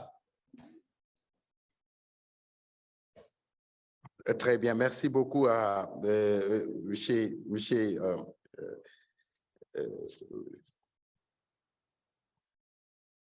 Monsieur Abdelkarim Ariba, directeur administratif financier de l'Agence pour le développement agricole du Maroc. Dans l'allocution de l'ambassadrice ce matin, vous êtes cité parmi les 7 premiers pays qui ont consenti beaucoup d'efforts sur les changements climatiques, le financement. Ça transparaît dans ce que vous venez de dire, surtout le fait que vous ciblez l'agriculture dans les régions vulnérables et vous faites un gros effort de communication sur les priorités et les interventions. Et je pense que pour privilégier un peu les zones vulnérables, vous procédez par des subventions de l'État, mais aussi avec une approche de gouvernance, une approche qui met tous les ministères autour de cet objectif important. Et les projets que vous mettez en place, effectivement, est une fédération de volonté autour de ces initiatives. Je voudrais vous remercier pour tout d'envergure internationale. En tout cas, merci. Je vous reviens tout à l'heure s'il y a des questions sur le message clé que nous voulons que vous portiez à l'attention de l'audience, mais je vous reviens tout à l'heure. En attendant que le ministre du Bénin se mette en place, on peut essayer de connecter avec le groupe africain, African Capacity, Risk Capacity Group, dirigé par notre compatriote Cheikh Diong, que j'ai rencontré plusieurs fois et récemment à Sharm el-Sheikh, qui est en train de faire un excellent travail. Nous allons tester si Madame Lucie Nyarenda, right? Lucie Nyarenda, we are testing if your microphone is loud and clear and if we can hear you from this side of the room. Can you say something? I'm here. Good afternoon and glad to be here. Thank you. Can you hear me? So Lucie, thank you so much. In the strategic pillars that has been exposed this morning, I was very pleased to know that ARC is really supporting climate insurance and mobilizing a number of opportunities that the countries are benefiting from, and I know for sure that Senegal is benefiting from it. My Santé Centre de Suivi Écologique is actively engaged in a small grant program with ARC, where we deliver key information to local farmers. I was in another country in Africa when I saw a TV show where the ARC insurance system and the blending approach you had was quite useful. So ARC is gaining momentum in just creating a new space where climate finance has expressed some the importance of capacity building in many levels. ARC is quite active in that area on capacity building. Can you tell us your experience on where does capacity building need to be strengthening or more, or specifically when we talk about accessing international climate finance? What do we need to know? What do we need to have as skills? What do we need to do differently from your perspective on capacity building to improve the situation in Africa? The floor is yours. Thank you very much, and good afternoon, delegates. So yeah, we also are happy and proud to listen to the report this morning and the recognition that we received on the work that Africa needs to Can we kindly ask every— And really our mandate focuses on not only providing the financing, but also building capacity to enable African governments to be able to prepare better, but also to plan and respond to these effects. And as such, capacity building is a key component of our work on how we work with countries. And mainly, the first, as you may have heard, so we use parametric insurance to provide access to help countries access financing for implementing response. And therefore, by virtue of using insurance, it means risk modeling, risk, the exposure, and also objectively quantify it so that they can plan better for it and anticipate and be able to plan in terms of the financial needs that for implementing response in case a natural hazard happens. So this is really key in ensuring that the different instruments that are used to provide access to finance are well articulated by the countries, and the countries can make informed decision as to what the opportunities are relevant for their needs, and really just identifying what instrument, climate finance instrument, is responding to their needs. For instance, as I mentioned, that we use we use parametric insurance for providing support. We train national experts in risk modeling. We train national experts in contingency planning for preparedness. And really all of this aimed at equipping knowledge and skills to national experts so that they're able to understand what the parameters of the models that will be used for the insurance component are, just also to understand what is risk transfer, how does it work, what does it mean for we can get them and then write a note to Foreign Affairs to work with you guys so that we ratify that. No problem. I facilitate. So if I can just continue. So really we work with, we've so far trained almost 1,000 experts in all of our member states, currently across 19 countries, or out of the 35 member states that we have. And we are continuing with training more experts in countries just to help them to understand the elements of risk modeling, understanding risk transfer, and really just so that they can engage with the international markets, and also understanding what risk transfer means and insurance when they get into the conversation around insurance. The other area that we are working with the countries in terms of capacity building is just really building awareness and I was glad to hear from Zimbabwe that this is something that they are also doing. We do this through especially focusing on a department might not be directly involved in climate finance, but their policies might impact what the initiatives and interventions in climate finance are saying, and therefore we need to build awareness and understanding across policymakers. For example, I can give an example of parliamentarians. They pass country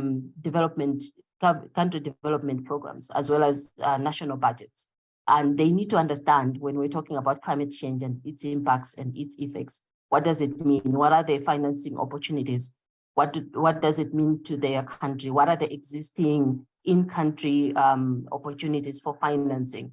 And what kind of policies should they be making to make sure that they create policy coherence for these interventions? And this is part of strengthening the capacity within the country for them to understand comprehensively the climate risk that they're exposed to, the impacts, as well as the financing opportunities that are available to them, so that they can make informed decisions on instruments that will be responsive to their needs.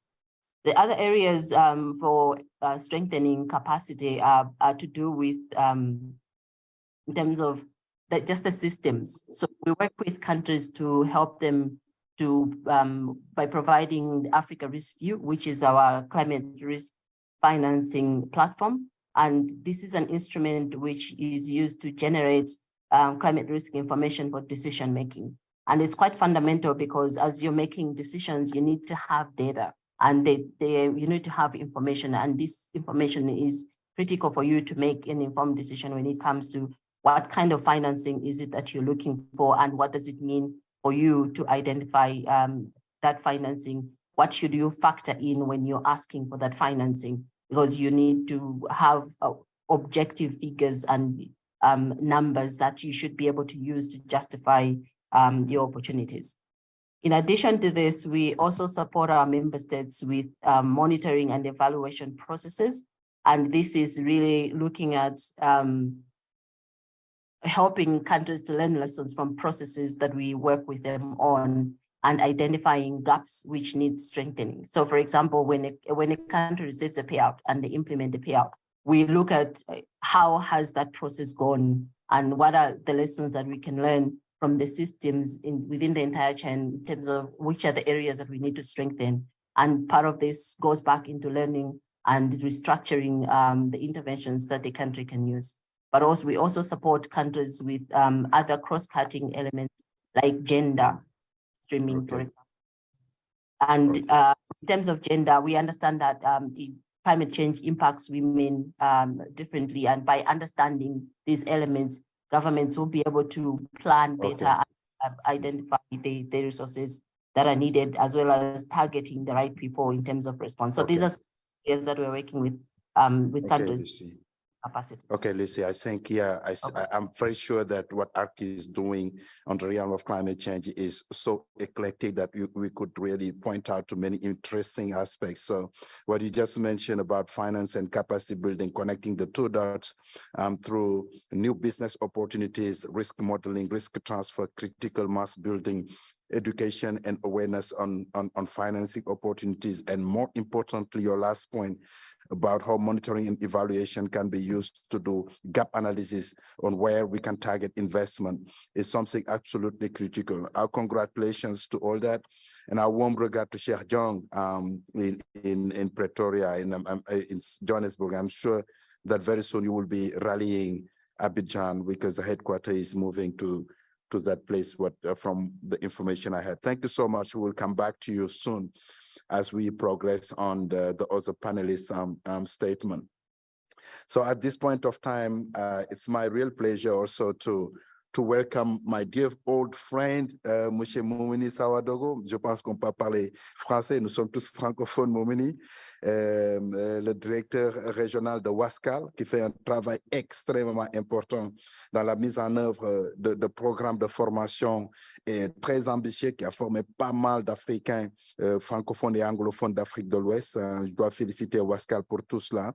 Votre mission, c'est de faire de la formation, de générer des connaissances pour des solutions long terme et pour améliorer la résilience socio-économique. La question que nous avons envie de vous poser, Moumouni, feel free to speak in English if you want, because you have been pitched here in English, but je vais poser la question en français. Est-ce qu'il y a une collaboration entre Wascal et les gouvernements ouest-africains sur la lutte contre le changement climatique? Et si oui, pouvez-vous nous dire et surtout comment vous mettez en œuvre cette collaboration dans la sous-région? Je vous donne la parole, Moumouni. Allô, merci beaucoup. Merci beaucoup. Merci pour l'occasion que vous m'offrez de pouvoir intervenir sur cette plateforme et pour l'initiative même de la plateforme. J'espère que vous m'entendez bien. Vous entendons très bien. Excellent, excellent. Merci beaucoup. Oui, merci également pour ces mots tendres en l'endroit de Wascal. En matière de collaboration, je dois tout de suite dire que, en réalité, cela fait partie de notre mandat. C'est-à-dire que Wascal a été créé par la volonté des 10 États ouest-africains, maintenant ils sont 11, sous la houlette de la CEDEAO, pour répondre à des besoins pressants. Donc, c'est une organisation internationale qui est née directement d'une demande venant des gouvernements ouest-africains. C'est cela la particularité. Et donc, ici, dans notre constitution, le mandat nous a été donné clairement de comment opérationnaliser une coopération effective entre les différents États de manière à ce que nous puissions mettre en place des services scientifiques d'accompagnement des différents États et de la sous-région. Parmi ces services scientifiques que nous offrons, tu as mentionné, Cheikh, la partie renforcement des capacités. Oui, parce que c'est la niche là où les États ont clairement exprimé leurs besoins. Besoin d'expertise, besoin de formation des scientifiques.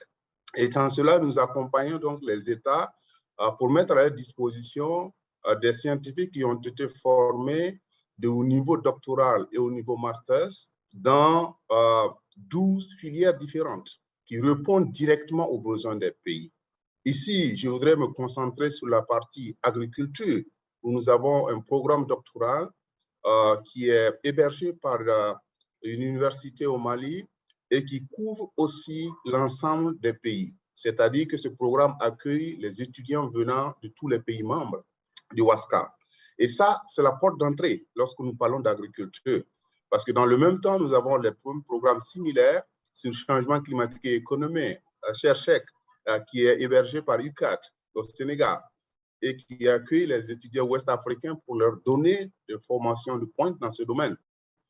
De même que changement climatique et éducation, changement climatique et biodiversité, changement climatique et gestion des risques de catastrophes, changement climatique et énergie, l'ensemble des secteurs sur lesquels les pays ont estimé qu'ils avaient besoin d'expertise et de connaissances scientifiques pointues sont prises en charge par Wascal. Donc aujourd'hui, nous avons 12 écoles qui, au total, donnent 17 formations spécialisées, 17, tous autour du changement climatique. Et c'est pour cela, aujourd'hui, nous avons donc le réseau de l'UMNAI qui est un peu partout dans les universités, dans les centres de recherche, dans les ministères et qui accompagne. Donc, c'est véritablement à la demande des gouvernements. Et d'ailleurs, Wascal est dans ses instances de gouvernance et les orientations sont reçues du conseil ministériel. Nous avons un conseil ministériel, nous avons un conseil d'administration qui donne les orientations nécessaires pour que nous puissions répondre véritablement aux besoins des pays. Donc, le premier axe, c'est cela. Le deuxième axe de réponse, c'est le constat évident de la problématique des données et de leur disponibilité pour nous permettre de pouvoir concevoir des programmes, des stratégies et des projets qui répondent, générer les données, nous puissions les traiter, nous puissions les valider, nous puissions les stocker et mettre à la disposition de l'ensemble des pays membres et de la sous-région. Et c'est pour cela que nous avons notre centre de gestion des données qui se situe donc au centre de compétences à Ouagadougou, où je suis d'ailleurs assis en ce moment, passage-là. Et ici, nous avons donc un système dispositif de gestion des données, l'infrastructure de gestion des données. Nous avons un dispositif de supercalculateur et de laboratoire de systèmes d'information géographique qui permettent de pouvoir mettre à disposition et ces instruments-là à la disposition des chercheurs, mais surtout de pouvoir collecter les données dans un réseau sous-régional, mais aussi en connexion avec les pays. Sur la demande des pays, nous les avons accompagnés avec des stations météorologiques automatiques, nous les avons accompagnés avec des hydrosenseurs automatiques sur le flux, pour évaluer le flux de l'eau, mais aussi pour évaluer la qualité de l'eau. Et nous les accompagnons en matière de formation pour les permettre de pouvoir aussi gérer convenablement tout cela. Et troisième et non des moindres, c'est qu'après avoir formé les ressources humaines avec un dispositif de données qui est effectif pour la région, il y a aussi la partie recherche-innovation et transmission de toutes ces informations en termes de services climatiques pour les différents pays. Et ça, c'est une demande extrêmement pressante qui vient des pays et qui vient de la sous-région. Et donc, voilà comment nous travaillons, c'est de répondre aux besoins.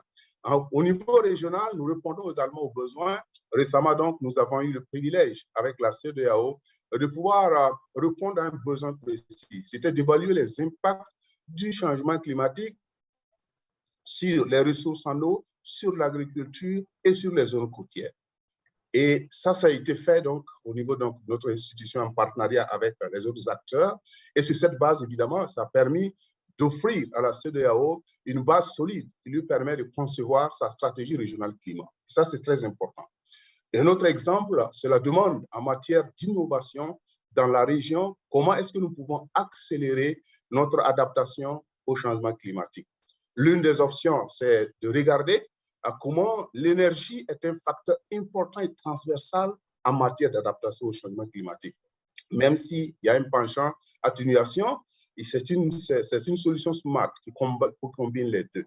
Et à ce titre-là, Wascal, sur la demande des pays, a pu évaluer les potentialités en ressources au niveau de la région, de manière à ce que nous ayons le véritable potentiel en matière d'énergie renouvelable, mais aussi en matière d'hydrogène vert pour la sous-région, ce qui nous permettra de pouvoir envisager et de voir de manière claire que la sous-région a les potentialités de production les moins chères, même comparativement aux autres régions, et que bientôt, si nous y mettons les moyens qu'il faut, nous serons à mesure de pouvoir accélérer notre adaptation avec une plus grande production d'engrais, qui sont des engrais type vert, fondés sur l'hydrogène vert. Ça, c'est des démarches qui ont permis à la CEDEAO aussi de pouvoir envisager une politique régionale sur l'hydrogène vert.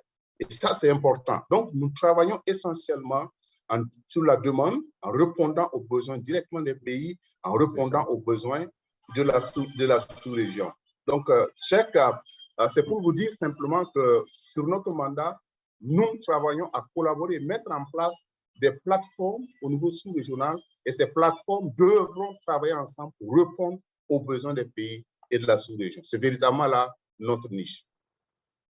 Je vous ai posé la question en sachant que la réponse allait être extrêmement captivante pour avoir été moi-même un acteur de Wascal au début, Paul Vlek, et je dois signaler, mon cher Patrick, si vous ne le savez pas, la présence du ZEF, du professeur Joachim Van Braun, et c'est le moment de remercier le gouvernement allemand pour avoir consenti le financement initial et tout ce qui a permis au Wascal de devenir ce qu'il est. Nous remercions vraiment le gouvernement allemand et vous avez été très influent, Joachim, avec Paul Vlek dans la mise en place de ce programme. Et comme vous le voyez, avec la présentation du professeur Sawadogo, il y a plusieurs services que Wascal donne. Les services scientifiques l'appui aux données, le suivi des politiques gouvernementales, mais aussi l'appui à la mise en œuvre des politiques climatiques en Afrique, avec beaucoup d'investissements sur les infrastructures et les métiers du climat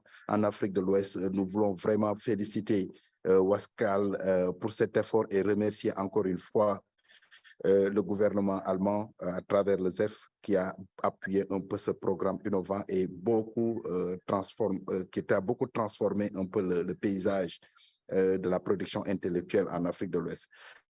Merci, professeur Sawadogo, pour vos idées pertinentes. Je voudrais, pour finir, revenir sur honorable ministre Gaston Kossi Dossowoui, ministre de l'Agriculture et de l'Élevage du Bénin, s'il est maintenant disponible. Est-ce que nous avons fait le tour? Est-ce que monsieur le ministre du Bénin est disponible? On a eu la voix d'une dame tout à l'heure qui nous disait que oui, monsieur le ministre était pris par une autre réunion et qu'il... Allô? Allô, allô. Bonsoir, rebonsoir à tout le monde. Monsieur le ministre n'a pas pu se dégager et il vous présente toutes ses excuses. Je crois que toutes les questions qui ont été évoquées, il a une opinion dessus et nous allons vous faire parvenir ces opinions-là. Merci beaucoup. Par écrit, et d'accord. encore une fois, toutes nos excuses. Ça nous va parfaitement. Il faut lui transmettre nos compliments pour avoir montré la voie à beaucoup d'autres pays africains. Le Bénin est un cas d'école, comme l'a montré le rapport tout à l'heure, sur les mécanismes de financement innovants. Nous apprenons beaucoup d'ailleurs d'un certain nombre de personnes béninois qui servent un peu dans des panels assez nombreux à travers le monde sur ces questions climatiques. Et nous voudrons vraiment remercier et féliciter le gouvernement du Bénin pour avoir mis en place les structures et les fonctions qui permettent aux communautés d'avoir accès à ces finances climatiques et à créer un peu les niveaux de transformation que nous souhaitons pour changer le visage des communautés au niveau local. En tout cas, merci et nous attendrons avec beaucoup d'intérêt et d'impatience les réponses écrites de monsieur le ministre par rapport à ce que le rapport nous a donné comme information. Donc, pour faire un dernier round-up, comme monsieur le ministre n'est pas là, je voudrais donner la parole à chaque panéliste pour me dire un ou deux messages clés qu'il aurait souhaité faire entendre et qu'il n'a pas pu exprimer lors du premier passage. Et dans l'ordre, je veux aller directement sur Patrick Carrera. Patrick Carrera from Rwanda. What is your take-home message? Thank you. My take-home is that we first want to thank the Academia for having invited such a great discussion. It's very important as African countries and governments to mainstream environment and climate change in our national agendas, but definitely we need to work together in terms of sharing the best practices and knowledge.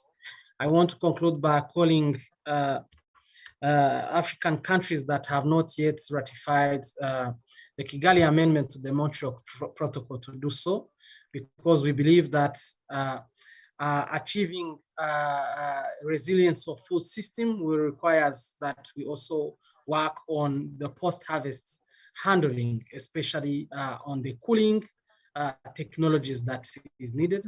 Therefore, we need to implement strategies that are enshrined in the Kigali Amendment to the Montreal Protocol. Thank you. Thank you so much, Patrick. Work together to address complex issues. Thank you so much for this very powerful message. And now, so we go to notre frère du Maroc. Vous avez parlé d'un certain nombre de choses, mais je pense que pour le souci de temps, vous n'avez pas pu développer un certain nombre de considérations. Est-ce que vous avez des points à rajouter, un message que vous portez à l'endroit de l'audience. Vous avez la parole, M.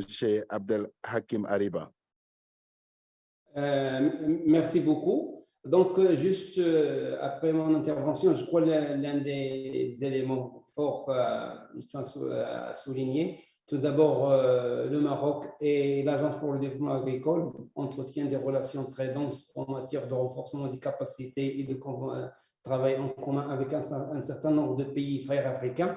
Donc, solennellement, donc, si jamais il y a des entités qui souhaitent collaborer avec notamment l'ADA, l'Agence pour le développement agricole, du moment que nous sommes accrédités auprès du Fonds vert, réaccrédités, je profite de l'occasion lors de la dernière réunion qu'il y a eu à Séoul. Donc, il y a un certain nombre de procédures qui ont été assouplies par le Fonds vert. Donc, c'est l'occasion pour que nos collègues peuvent profiter davantage de la possibilité de bénéficier des financements auprès du Fonds vert. Également, lors de mon intervention, en matière de mobilisation de financement auprès tout ce qui est finance climatique, donc au niveau de la stratégie, donc je convie les pays présents ici pour essayer en matière d'intégrer la composante résilience climatique dans les stratégies de développement agricole et communiquer autour de ces stratégies auprès des différents bailleurs de fonds. Comme ça, donc, les ressources financières sont très, très limitées et les besoins sont nombreux pour nos pays respectifs. Je crois, parmi les outils pour un petit peu drainer les fonds, c'est la communication et nous ayons, j'allais dire, un mode de gouvernance bien précis et clair pour les différents bailleurs de fonds. Et merci. Merci beaucoup, Abdel Hakim, pour ces points importants, aller au-delà du conventionnel et communiquer beaucoup plus pour mobiliser des financements additionnels. Nous vous remercions pour ces messages. Now we are turning back to Africa Risk Capacity. Lucy, do you have in very short words your last take-home message? Lucy from ARC, if you are still around. Thank you very much. So from my, I think climate proofing Africa's food systems as regard is quite fundamental in creating a sustainable ecosystem. And really, in terms of capacity building, we've seen different initiatives that are happening on the African continent, and we don't need to recreate the wheel here. We need to look at what Africa already has, what is working, what is not working, and identify those gaps and really strengthen and learn from each other and strengthen the systems that are already working. So in collaboration is going to be key in us getting across so that we don't have to recreate new systems and strengthen the systems that are already here. Thank you so much. Thank you so much, Lucy, for the cross-fertilization appeal you're making to learn from each other and to keep collaboration ongoing, because none of our individual center can address the complexity of issue we are facing alone. So we need to do it together. Thank you for this very powerful take-home message. Cette session, just to finish up this session, I would like to thank everyone in the panel, and for the sake of wrapping it up, I want to take the key players in the room for the Malabo Montpellier panel, particularly Dr. Van Braun, co-chairing with Professor Van Braun and Dr. Bajan here on my right side, to give their impression on the variety of points that you have heard from bankers, from ministry, from operational entities, different set of funding schemes, different approaches and functions in institutions, and different targets in terms of thematic area. Is it something that Malabo Montpellier Forum can digest and use in terms of political declinations that will be operationalized in Africa? I'm sure there is a lot to be learned from that. The floor is yours, Dr. Brown. Thank you. Thank you, Professor Scheichenbau. I think there's a very important message from the rich discussion which you have just guided. Yes, we learned from the 4 countries, Benin, Rwanda, Mali, Zimbabwe. But we looked beyond that and got further insights from countries and from diverse institutions in de-risking, in science, in communication, capacity building.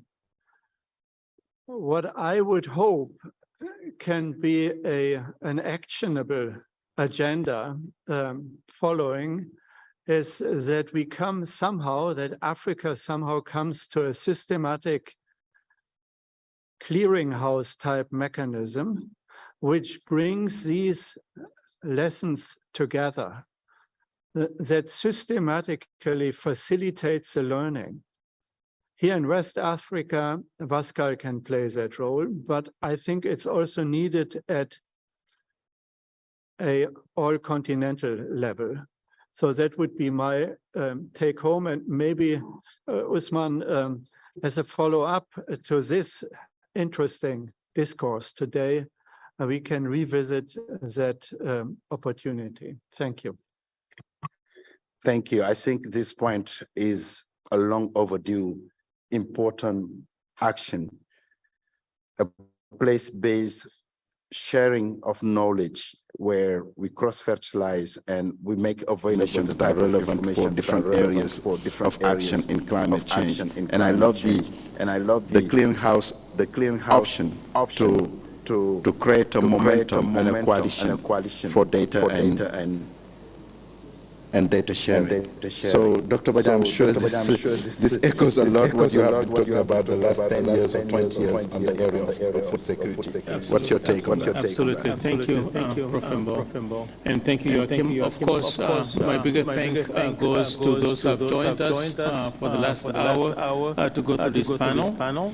My take home is that what we've seen from these four countries and from the reports we've done at Academia 2063 on 10 other topics, from nutrition to irrigation to trade to bioeconomy and so on and so forth, is that there's a lot out there that provides a lot of insight in terms of how we can move things forward. We also have seen is that the solutions are not one type of solutions, not one direction. It's a menu of solutions. Different countries have found different ways of solving the same problems, which means that those who are willing to join the fray have actually in front of them just like a mundane restaurant. There's a menu of things they can do. Some are easier for them, some are closer to the realities, and some are much more adapted to what they want to do. So that goes back to what you're saying, the clearinghouse or a brokering function to create a place where we can grab actually to basically skip the learning curve, so to say, and move directly into action. So I think this is something quite important, and we very much look forward to being part of that with our colleagues from FASCAL and somewhere else. So let me stop here and perhaps just raise an announcement before we go to the next session. It's getting a bit late in the day, but also we have most of the panelists from the second panel round already online. So rather than going on a break and let them just sit for another 15 minutes online, we're going to propose we just go ahead now and start the last panel as a courtesy to our colleagues who have taken the time to join us early. So if that's okay with the audience here, I will give the floor to Professor Joachim von Braun, who is going to be moderating the next session. And thank you to all of those who have joined us online. Thank you. Thank you, Sheikh, for moderating this one. Thank you so much. Very much appreciated.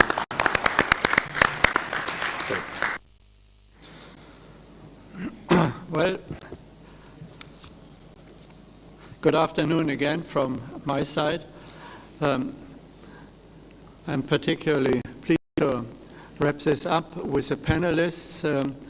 I hope we have them already lined up. This session is called Reactions and Reflections on the Way Forward. I underline way forward. We will draw on what we have heard. We will draw on what's in the report. Let me start with a few reflections from my side. We are talking about resilience of food systems and the climate finance needed for that. Resilience means mitigation, bending the warming curve, the curve of warming of the global atmosphere. Africa has little to contribute to that. Others have to do that. Those who are accountable for greenhouse gas emissions. Secondly, resilience means adaptation. Africa has a lot of concerns there, and that's what brings us together. And third, resilience means transformation. I refer back to the previous Malabo Montpellier panel report on bioeconomy. Transforming to what? Towards a circular, sustainable bioeconomy is the answer of this panel, a report which came out half a year ago. Let me highlight a couple from the report again. Finance on adaptation is not sufficient. It's too low. About $70 billion per annum needed, but only about 4 currently spent in Africa. About 80% is spent on mitigation. That's important. But more important for Africa is spending on adaptation, especially local adaptation. Only 5% is spent on that of all climate finance, our report tells us. I want to pick for this closing session these 2 recommendations which talk about money. We have to talk about money, how to scale it up, and you need to understand, as was mentioned, the whole value chain of climate finance. Our proposal for solutions, number 3, was scale up private capital for food system adaptation. So we need to come to that in the context of overall mobilization of capital. And point number 5 of our 5 recommendations, Africa to coordinate the donor policies and programs so that access to more and better finance is happening. I find it of great significance, by the way, also highlighted in our report, that national adaptation actions in Africa comes a lot out of national financial resources. And so African governments have reacted to the risks and the threats. That needs to be recognized. We have a panel which I hope is present on the Zoom, which shall be led by Dr. Agnes Kalibata, the president of AGRA and member of the Malabo Montpellier panel. I look to our technology corner to ask if Agnes Kalibata is on the Zoom. I see her here on the screen now. Agnes, if I may, a warm welcome. The question which we have for you is, of course, how do you see the opportunities to connect AGRA, the alliance that addresses sustainable food system transformations in Africa? How do you see AGRA engage in the climate resilience and adaptation activities? And what would you reflect at this stage on what you have heard on the previous panel and what you have seen in the report? Let me highlight, you are a panel member of the Malabo Montpellier panel, and we very much appreciate that. Agnes, you have the floor. This session is rather brief. Timely, given where we are at, especially 2 things that I really love about this report: the consolidation of existing frameworks on climate funding and climate information. Bringing it in this report allows us an opportunity and allows others an opportunity to be able to have a one-stop place to find the information that they are looking for. So I thought this was extremely timely. The second part that I think is really great is the whole area on the review of the enabling environment that is pre. And then, of course, the piece of part that is mentioned in what is happening in the food system. And my sense is that we still have a bit of work to do. And I draw this specifically from the work that we have been doing as AGRA, trying to get a sense of how we can support countries move from food system pathways to food system strategies. And I always get a sense that there are going to be two things that are extremely difficult, but we have to overcome them because Professor Joachim, we kept emphasizing the future. What we are going to have to overcome is, and to think through, is the coordination mechanisms. I think Rwanda talked about that. But in a way, you almost feel like who coordinating who. Climate itself, even if it stayed within the environment ministries, would be huge, would still need coordination. But when it comes to cross-government coordination around food systems and coordinating all the actors around food systems, it's a really a huge job as well. So countries today have clear ownership of the climate agenda. I just don't feel like translating yet into ownership of the recognition that is the need for food systems transformation as well. The second point I wanted to draw on is the point around knowledge and capacity, which is 1A. This is an extremely important point. I was actually reading through some of the policies that have happened before, and I see that the Kenyan government, after making a policy, putting in place a great policy on climate finance in 2017, later came back and really recognized that they needed to really put a lot of effort in building the capacities of moving forward the climate financing agenda, which is something that is huge, all the way from, like you say here, building awareness, but also then moving on to designing projects and programs that could be transformative. So I could go on, I have reactions on all these, but let me stop there and just say that from where we are sitting at AGRA, we are doing in terms of how we could unlock this financing. You kept talking about the ability to have a system that allows you to collect data, the ability to track, the ability to compare. We want to do this if we can't build them into existing pathways and commitments. So Professor Joachim, I know I'm out of time through and put the right mechanisms in place. We need to put pressure on the multilateral system to ensure that there's funding available for these countries when they put all this energy into building the right mechanism. Like you said in the report, we have less than 3 to 5% coming to these areas, and I think we can do better. So over to you, and thank you. Thank you. Thank you very much. Dr. Kalibata, you remember that COP26 in Glasgow had a concluding statement which didn't have the word food, didn't have the word agriculture, didn't have the word water in it. COP27 had all three words in them, and you were among those who helped bring this progress in words about. And there is even a follow-up process for the next 4 years to make sure agriculture is considered in the climate agenda. So thank you for your initiatives. Let me ask if Dr.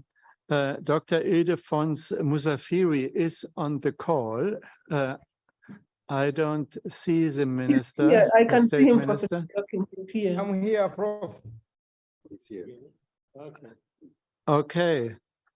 Honorable Minister of State, Ministry of Agriculture and Animal Resources from Rwanda, welcome to this panel. An obvious question which you may like to reflect on, but I don't want to limit your reflections on the way forward, is what role the small farm sector can play in the climate finance absorption and the related investment. A similar question I will later ask Ismail Sunga. Dr. Ildefonso, you have the floor. Thank you, Professor, co-chairs, honorable ministers here present, Dr. Karibata, President of AGLA, participant, especially my distinguished Professor Von Braun. Nice to meet you again after a long time. And I'm really delighted to be present at this workshop on the important topic on climate finance and food systems. So I think this report that you have launched today is coming in the right time. We are facing some challenging times, and the world and the continent at the same time, the health, the economic, the geopolitical crisis are now coming together in a perfect storm to initiate a food security crisis. And I think we need really good solutions. And if you look at on our sector, the cost of fertilizers has almost tripled. And inputs are even not available everywhere. So, and as this is not enough, then you have this climate change and this weather-induced climate that are really heavily impacting the most vulnerable people, including the fed crops, livestock losses, and this is a burden to our growing economies, which is suffering. So in Rwanda, our 2018 data shows that our climate-related disasters cost Rwanda more than $200 million in damage to property, crops, livestock, and the other losses. And we also observed that almost 700 tons of soil are washed away every year per hectare on cropland, and 26 of them are just caused by the erosion. So they come from the risk zone. So our country is hilly and very prone to erosion. So coming to your question, so that means our smallholder farmers who have to fight the uphill battle to get food. So they need this kind of safety nets to be able to survive. So our solutions to shield our farmers from negative climate change effects now must be even more holistic and innovative. Climate finance represents a great opportunity to complement the national budget in investing in climate-resilient infrastructures for production and promoting climate-smart practices such as drought-resistant seed varieties and sustainable landscape management options. In Rwanda, we have made deliberate effort to position the country as a prime destination for climate finance by creating an enabling environment and capacitating the Rwanda Green Fund that even the Montpellier report has highlighted, which is a good initiative. And in agriculture specifically, we have actions to address the multidimensional aspects of food systems. We have the fourth strategic plan for agricultural transformation that has some key areas. We want to address food security, resilience, economic opportunities, and wealth creation. But for this fourth strategic plan for agricultural transformation, we aim to strengthen the resilience against the impacts of climate change and to transform the dominant subsistence farming sector into a competitive and market-led agricultural sector. That's how we need to support our smallholder farmers who are the most affected by these weather-related or climate change-related effect. So as far as strengthening food systems resilience is concerned, our government has a massive investment in land husbandry to reduce soil erosion, and we have developed the irrigation master plan to expand irrigation coverage. So we tend to irrigate around 500,000 hectares of land by 2050, but as per today, we are just lagging short. We are only, the land we have already irrigated less than 14%. So we are still lagging behind. And the effort need to be doubled. So, and again, this climate, because our smallholder farmers, even large and medium, are all affected by weather and one another, where also livestock losses, crop losses. So we have initiated the National Agricultural Insurance Scheme. We want to make sure crops, livestock are insured. So Rwanda is partnering with the private insurance providers to adapt and to make sure farmers mitigate against the effect of climate change by insuring crops. And so far, over 160,000 farmers have been benefited from subsidized insurance, where the government provide 40% of the premium. So we also committed to bond challenge. So in 2011, the government of Rwanda pledged at least to bring deforestation up to 2 million hectares. And we want to make it by 2030. And I think a project and preparation are ongoing. We have started some key initiatives. Access to climate finance is a daunting challenge to our economy. In fact, so if we look at the updated national determined commitment, adaptation intervention will cost us around $523 billion by 2030. Of this, agriculture alone counts about 3 billion, which is 55% of all adaptation costs. So the bulk of the adaptation we come from agriculture. So I'm glad to learn that this effort by Malabo Montpellier panel in developing this report, which highlights good practices and innovative approaches to attract climate finance for food systems transformation. We are cognizant of the fact that tapping to the full potential of climate finance for sustainable food system transformation in Rwanda requires commitment as well as multi-sectoral collaboration.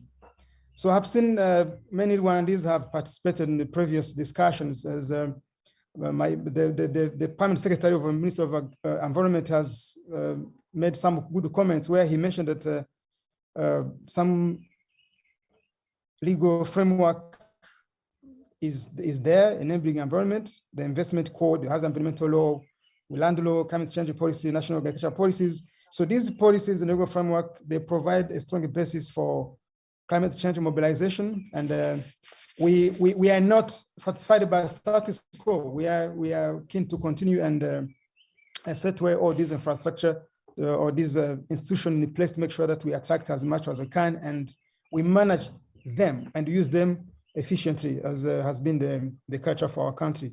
I hope that the discussion today and meaningful exchange about climate finance will allow us to do more in increasing the flow of climate finance towards strengthening the resilience of our food system to climate change. So Professor, dear co-chairs, I thank you for your kind attention, and I'm still open for more discussions. Thank you.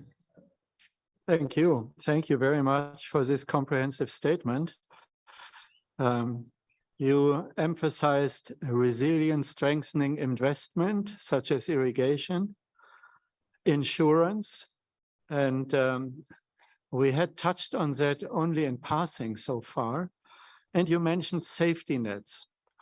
I believe you and your country are well positioned to tap into loss and damage funds that in principle at least have been decided in COP27, but they will only flow when there is good opportunities and transparency to channel loss and damage funds to those who really are suffering from it. So we need to build the information base, and it seems you have built it in Rwanda already.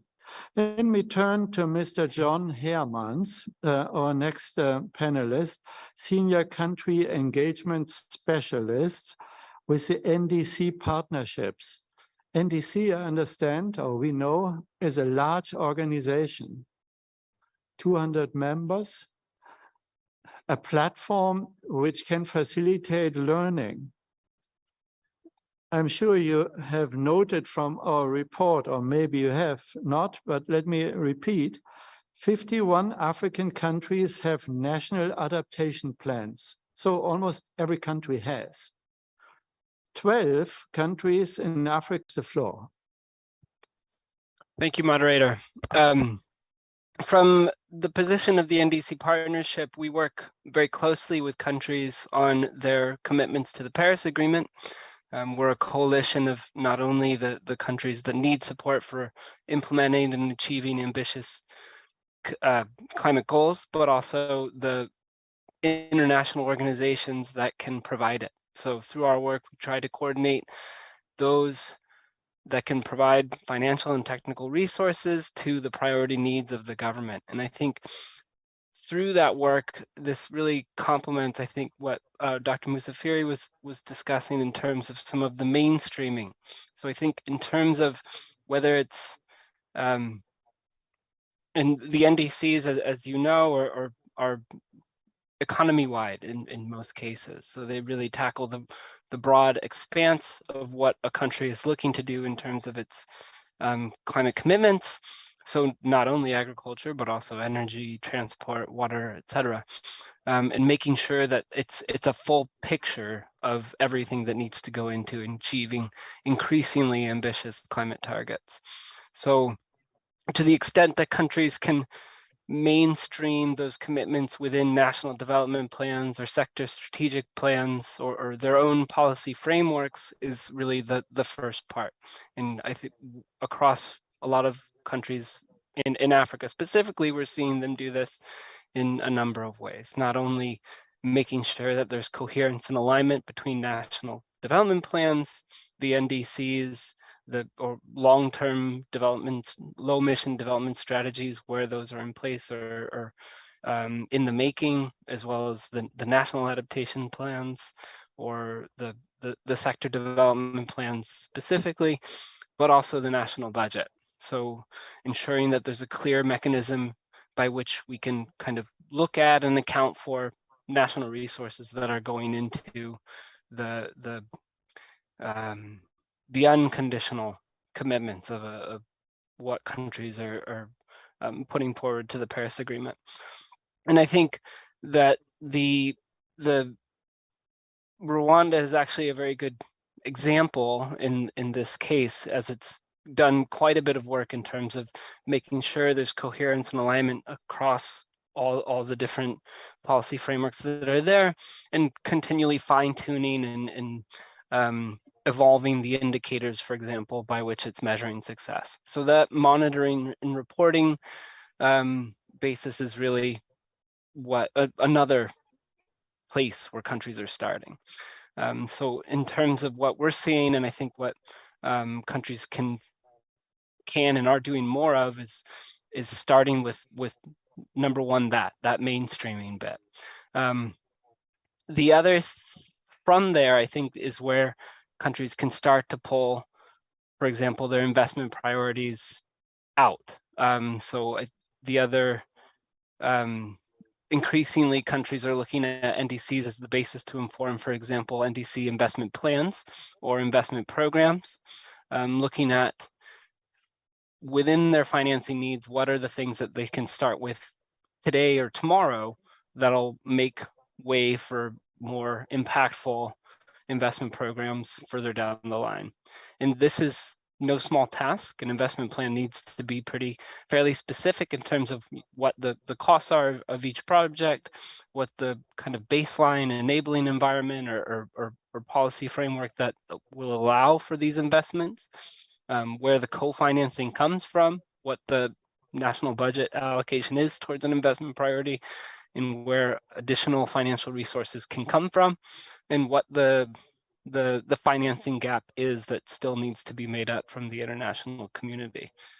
From the side of the NDC partnership, we've actually been working over the course of the last year, roughly, also with the Green Climate Fund on putting together an investment planning guide that lays out a process by which countries can do this. And it starts getting back to the mainstreaming bit in terms of being very clear in terms of the institutional arrangements, who has what mandate, how the ministries of finance or planning need to be involved, how these contributions or investments will tee up and contribute to national climate goals, and why these investment needs are priority. So being very clear in terms of making the case for why new resources are needed. And I think this is the other thing that countries need support with and are doing, though there's quite a bit of technical resource that still needs to go into, for example, what an agricultural investment project will do to contribute to the national determined contributions, or how it addresses, for example, climate vulnerabilities. And then finally, I think in terms of the match between what a country needs and what financing can provide is aligning processes. So I've talked a bit about in the beginning about what countries are doing and want to do more of, but also in terms of the financiers themselves, the likes of the GCF or the World Bank or the Global Environment Facility, they also have work to do in terms of easing the burden by which countries can access new funding and aligning their own processes so that the barriers to entry are cleaner, that they're looking to fund distinct but complementary projects and programs, and that also the projects and programs that they're looking at are large scale in terms of the size of the overall impact and the size of the overall needs. And certainly the developed countries that fund these different finance mechanisms also, of course, need to step up and provide increasing amounts of finance that enables these investments at the country level. I know that I've eaten up my 5-minute mark, so I'll stop here, but I think really in terms of what we'll anticipate over the next year is increasing numbers of requests from countries in terms of ensuring alignment between their different policy frameworks, and also support for prioritizing and preparing projects and programs for investment. So thank you very much for the opportunity to speak here, and I hand back the floor. Thank you. This was very valuable information. The investment planning guide from the GCF is important guiding material. The matchmaking between need and alignment opportunities is critical. This report has an important section drawing attention to the various funds and initiatives of relevance for financing adaptation in Africa and in the food system in particular. There are about 10 different initiatives, funds, etc., listed there. And if we would add in private sector initiatives, it would be a lot more. I think an implication of the report is it says implicitly where the money is to be found. But as you identified, it is complex. And there need to be matchmakers like you, or maybe an African organization that facilitates the matchmaking and provides the guidance to the funds which are in the various coffers of the various funds. And I underline, including the private sector. So thank you very much for your briefing. I would like to turn now to Ismail Sunga, panel member of the Malabo Montpellier panel, Chief Executive Officer of the Southern African Confederation of Agriculture Unions. So this is Ismail as farmer representative. Ismail Sunga, our question to you is about locally led projects in climate adaptation and the role of smallholders. You have the floor. Thank you, Prof, and greetings to everyone. I just want to start off by making a reflection on your earlier reflections, which I thought were very telling when you started this session. I think the first point really is you alluded to the fact that in many ways we are also talking about issues of justice here. So whatever we do, we are really also looking at justice in the future. And you spoke to the matter of transformation, and you juxtaposed a transformation in the context of food systems. And if one takes it even further, a key pillar of the food systems work that was led by Dr. Agnes Kalibata had to do with issues of equity and fairness in many respects. So fairness is an important element that we sure need to take into account as we talk about climate financing and related matters. We also spoke about both mitigation and adaptation. And my take on it, talking to the farmers, is that both are important, although the conversations that we tend to have at the policy level tends to be much more linked to adaptation financing for good reasons. But adaptation has got, in my view, a very interesting dimension to it. You adapt because you need to survive. Sometimes you are not pushed to adapt. You have to do something. If it's too hot out there, you go into the shade. You don't need a nudge or someone to finance you to go in that direction. And yet, adaptation, that will require investment, a lot of which are not aware of the facilities that could actually enhance their adaptive sort of capacity. There are also issues that are important here that if really we are talking of adaptation financing more particular, the question really becomes whether there should be the financing mechanisms should necessarily be one that requires or that will end with farmers in serious debt. So one would argue that as a matter of principle from at least our constituency, we would not support adaptation financing that will impoverish farmers by making them incur long-term debt, since the outcomes of their efforts are to do with the general goodness of the entire system. And we also believe that a much more widespread crowd-in type of financing arrangement is important, in which perhaps government provide the backbone infrastructure, that is adaptive capacity, that enables both private farmers as investors themselves, as well as the private sector to come in and invest much more. So the point being the point being that perhaps in terms of targeting, we really need to look at public financing, targeting backbone infrastructure. For instance, digital infrastructure that provides the information, which is the first line of defense, first line of information that will increase the adaptive capacities of farmers at scale and across the entire breadth and width of all the different countries.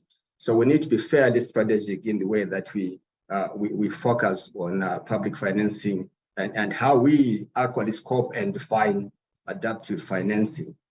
The third point really is to look into the future. We're talking about the future in many respects, and anchoring a lot of our adaptive efforts or mitigating efforts around a new generation of farmers is going to be critical. And also related to that, Prof, in my view, is more to talk about opportunities that are emerging from adaptation and from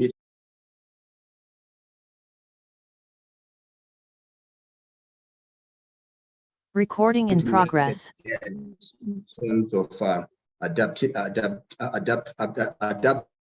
capacities. So we need to do things and also things that are going to meaningfully transform the lives of people in a systems concept as well as in practical terms, if it does not speak to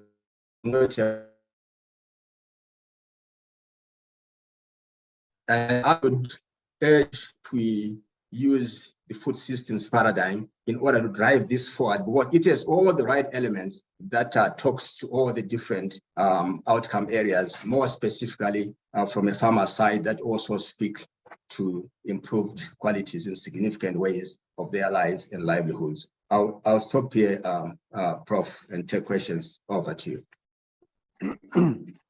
Thank you so much, Ishmael Songa, for this succinct statement emphasizing justice, fairness, climate justice, clarifying your position on mitigation and adaptation. Yes, we need both. If mitigation fails at a global scale, there are limits to adaptation. You mentioned a 50-degree heat wave kills and ends outdoor work. And we have seen that this year in South Asia, for instance, in parts of India and Pakistan. But you also highlighted opportunities, and thank you for that.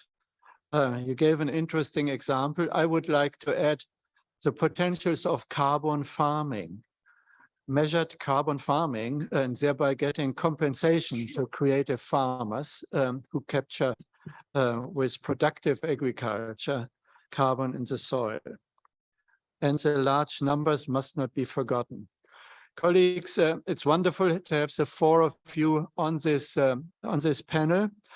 We have last-minute excuses by Mr. Lesch from BMZ, and Emily Weeks has a connection problem, I understand. Is that still the case? Yes. Okay, but I understand we have panel member Amadou Ka on the web. Amadou, are you on the panel? On Zoom? Professor Ka? Can you hear me? Good afternoon. Okay. Now, with you, we have someone who is an ambassador,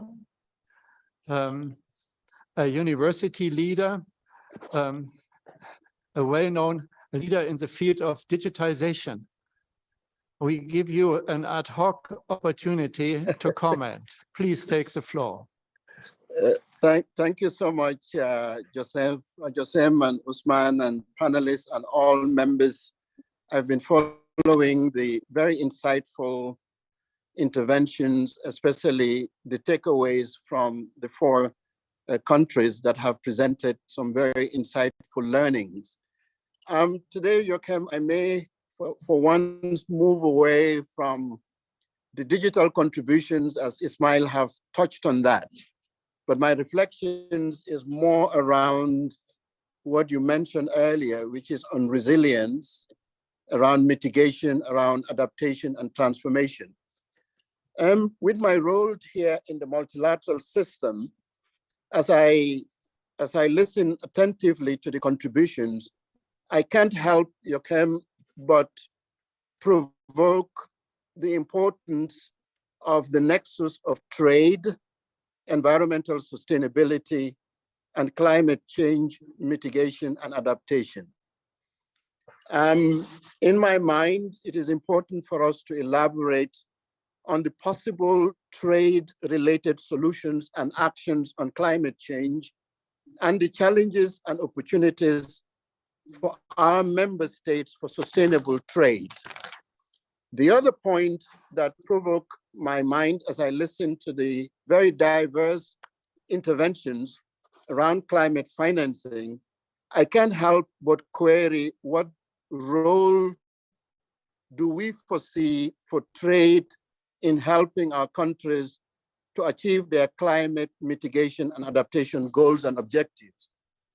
The other point I wanted to add is there a role for increasing aid for trade support towards building trade infrastructure to boost climate resilience and competitiveness.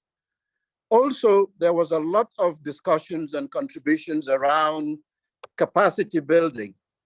And I'm wondering about the role of technical assistance and capacity building in the form of financing and technology transfer to support our countries in their transition on the point you've made just a minute ago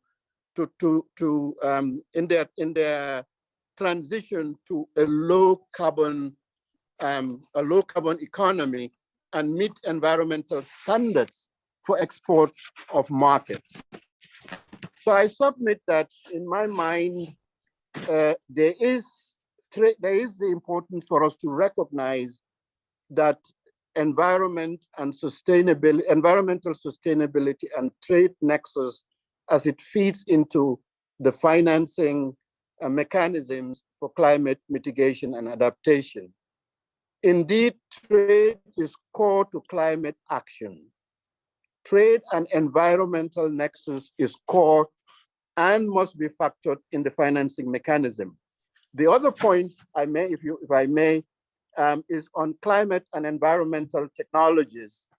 I said I will avoid getting into digital and emerging technologies, but I can't help but add that climate and environmental technologies are essentials for monitoring, for forecasting, for surveillance, for real-time alerts, for more effective and efficient response as inputs to de-risking supply chains.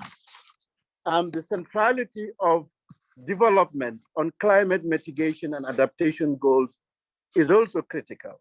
So the centrality of sharpening the focus on smartening, contextualizing, strengthening trade ecosystems and value chains is also an important element that I feel must be reflected upon. So as I said earlier, trade is core in the efforts of climate mitigation and adaptation goals for our member states. So an efficient balance of the nexus of trade and environmental sustainability must go beyond the usual rhetoric, but to be meaningful for climate mitigation and adaptation to achieve impactful and sustainable goals. Given the centrality, as I submit, of trade on climate mitigation and adaptation goals, we must rethink and step up commitments on the balance of this nexus of trade and environment.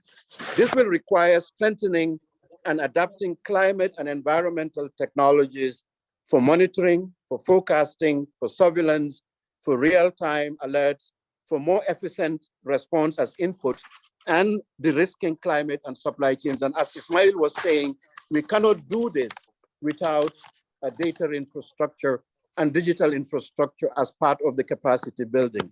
So we must consider commitments to evidence-based approaches to drive improvements of trade rules and infusing evidence-based flexibilities in these rules. And I will stop there, and sorry for taking a bit of a time. Thank you so much.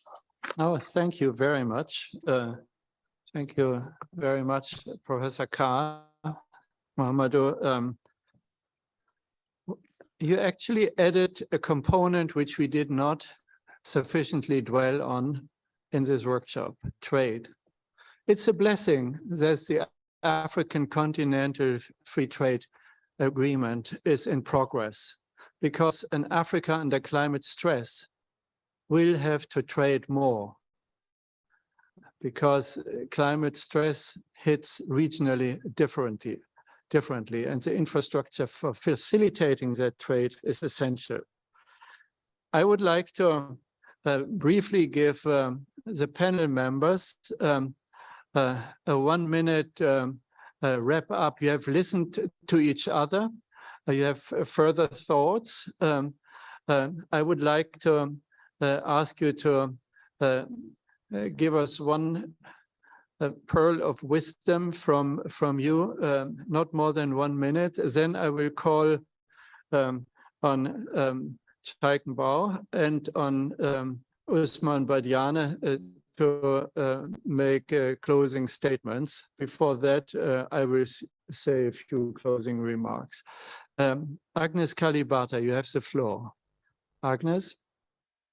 Thank you, Professor Joachim, and thank you, panelists that have contributed alongside myself. I think the point that we are ending on trade is an extremely important one because it's going to determine, it's determining where we are at today. The cost of living crisis is the result of the vulnerability of our trade regimes. And it's going to be a determining factor. I was rudely awoken to the fact that as countries try to comply with carbon measures especially some of the countries we are trading with, actually it's going to be even more difficult to trade. Some of the things they are going to have to do is to shut down some of the things we've depended on countries to do as way of surviving in our world.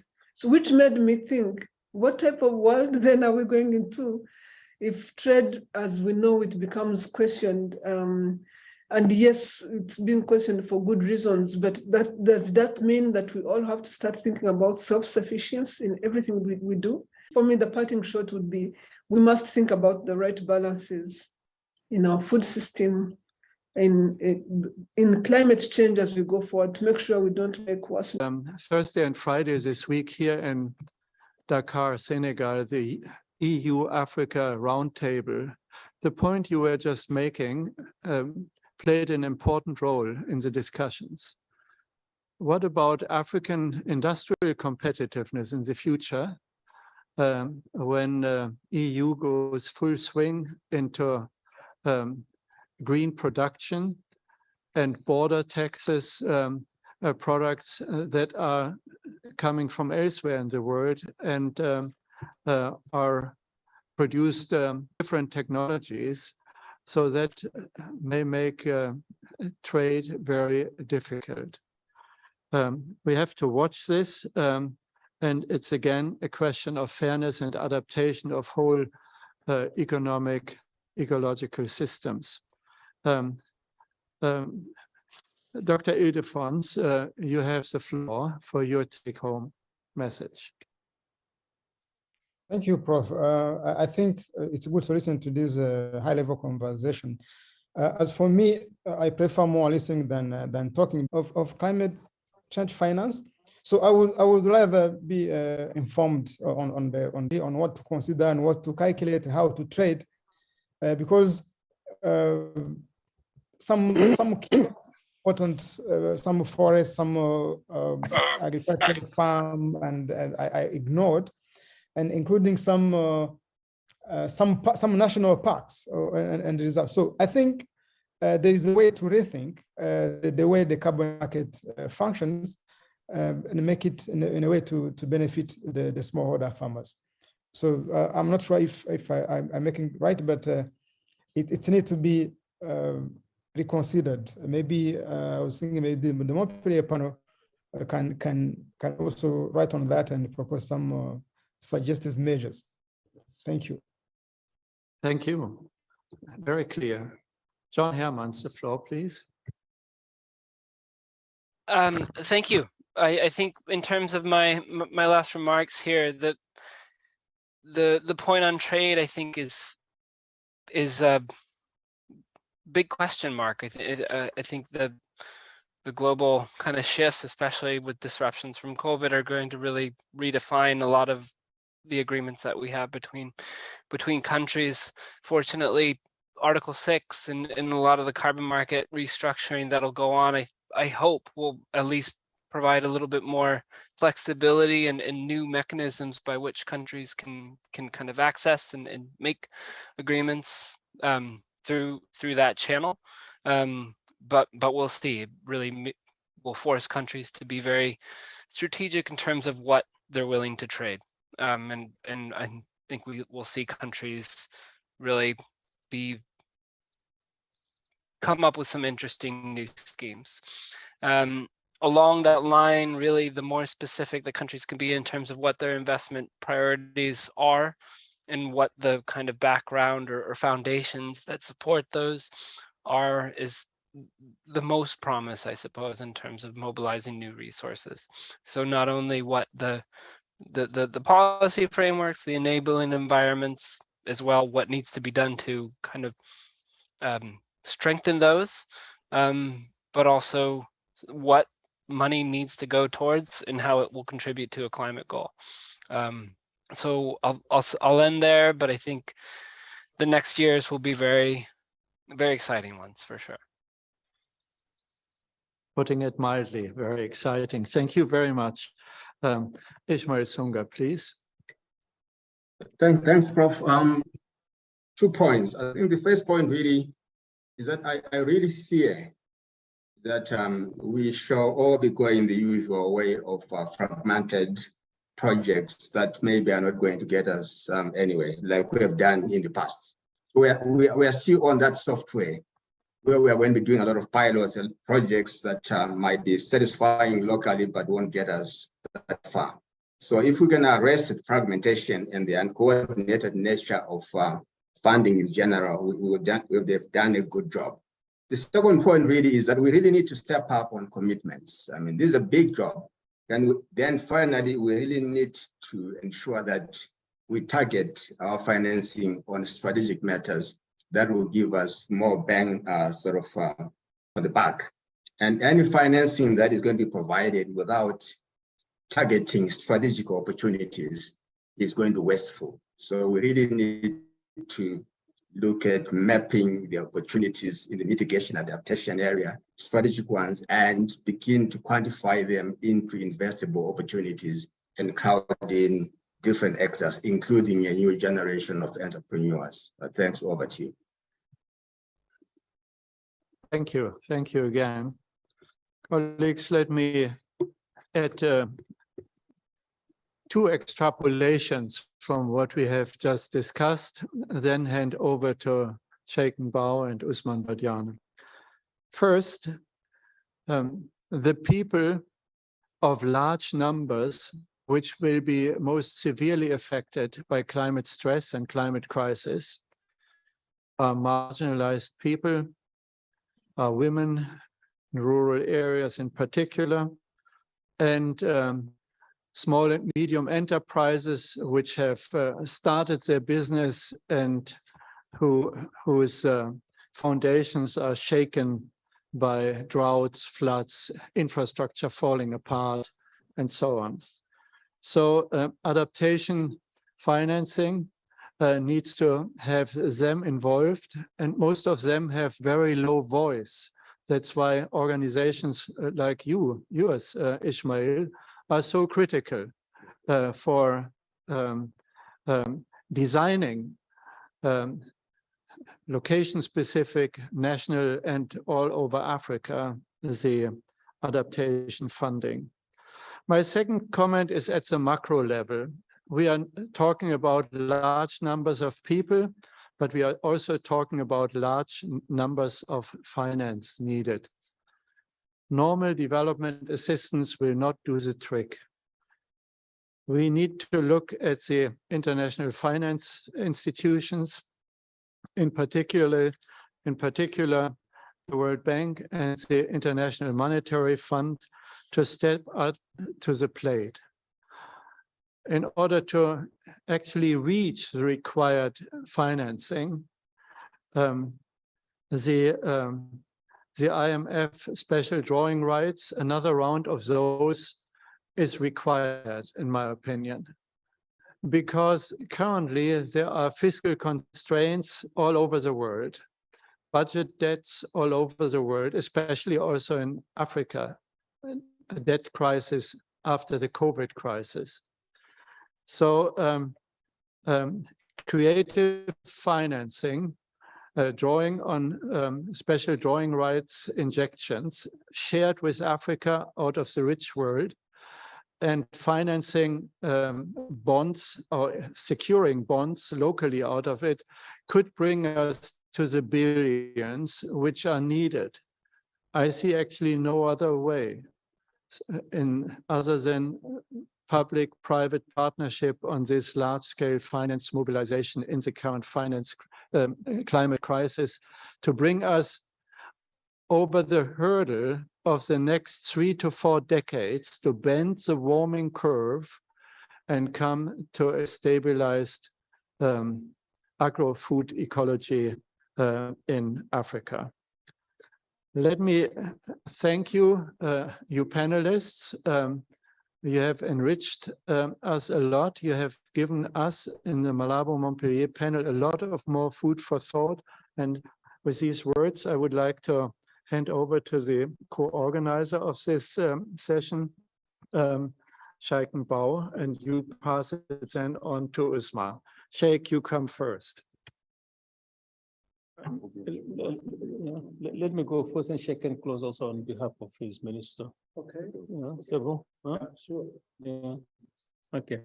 So you do the protocol. Yes. I do the academic. Okay. Thank you, sir. Thank you. Thank you very much.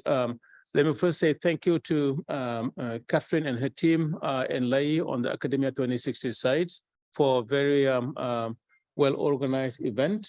Thank you to our colleagues from CSE who worked with us over the last couple of months to get this event done here today. And of course, our colleagues from Malabo Montpellier panel who joined us. And finally, the panelists in the just last hour with those rich contribution is very much appreciated. You know, what is really scary about climate change, actually I will change and say climate crisis. And I say climate crisis because I never thought about that way. And I was last month also in a meeting with the German Minister of Environment. And she spoke about an hour in a discussion. She never said climate change once. She was just talking about climate crisis. And I think it's real. What's scary about the crisis is that for those of us who followed the literature and the science community in the 80s, what we're seeing now, I think that we're projecting we're going to be happening in 2100. Okay, so we are close to 100 years faster or earlier than what they were saying was going to happen. It's already here now. And often we may not make the connection, but how our infrastructure is deteriorating, the pest and disease all around, the frequency and intensity of floods and droughts, all the things are actually things that they did predict, but it was going to happen in 100 years. It's now in a 20 years period, it's already here. So what's going to happen next? What's going to be accelerated?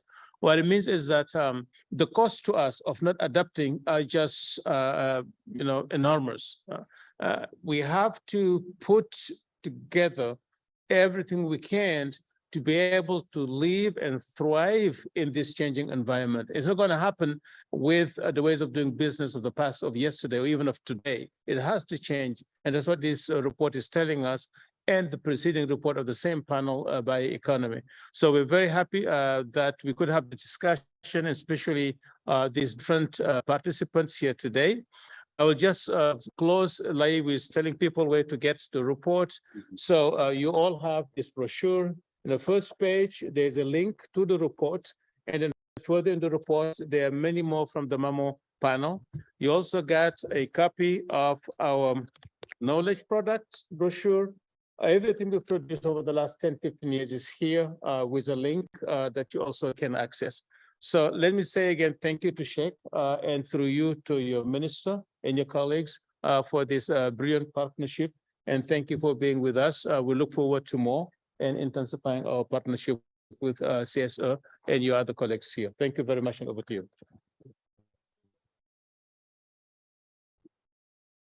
It's now my turn to have this very daunting task to to wrap it up and to put our arrow on a few pointers that are due for recognition beyond this launch, because I think it's starting a new journey on how this report should be used by our policymakers.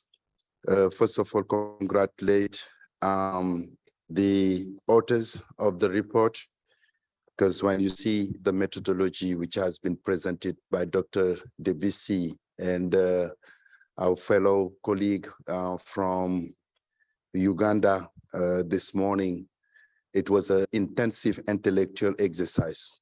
And I think you may believe that it was taken for granted, but I can just be in your shoes during this process to feel the pain of upfloating this very much relevant information from the four or five different countries with different profiles, with information that are quite useful for the whole set of countries in Africa, because each of our countries which is not reported are probably fitting one of the profile or one aspect of the profile that you rightly mentioned.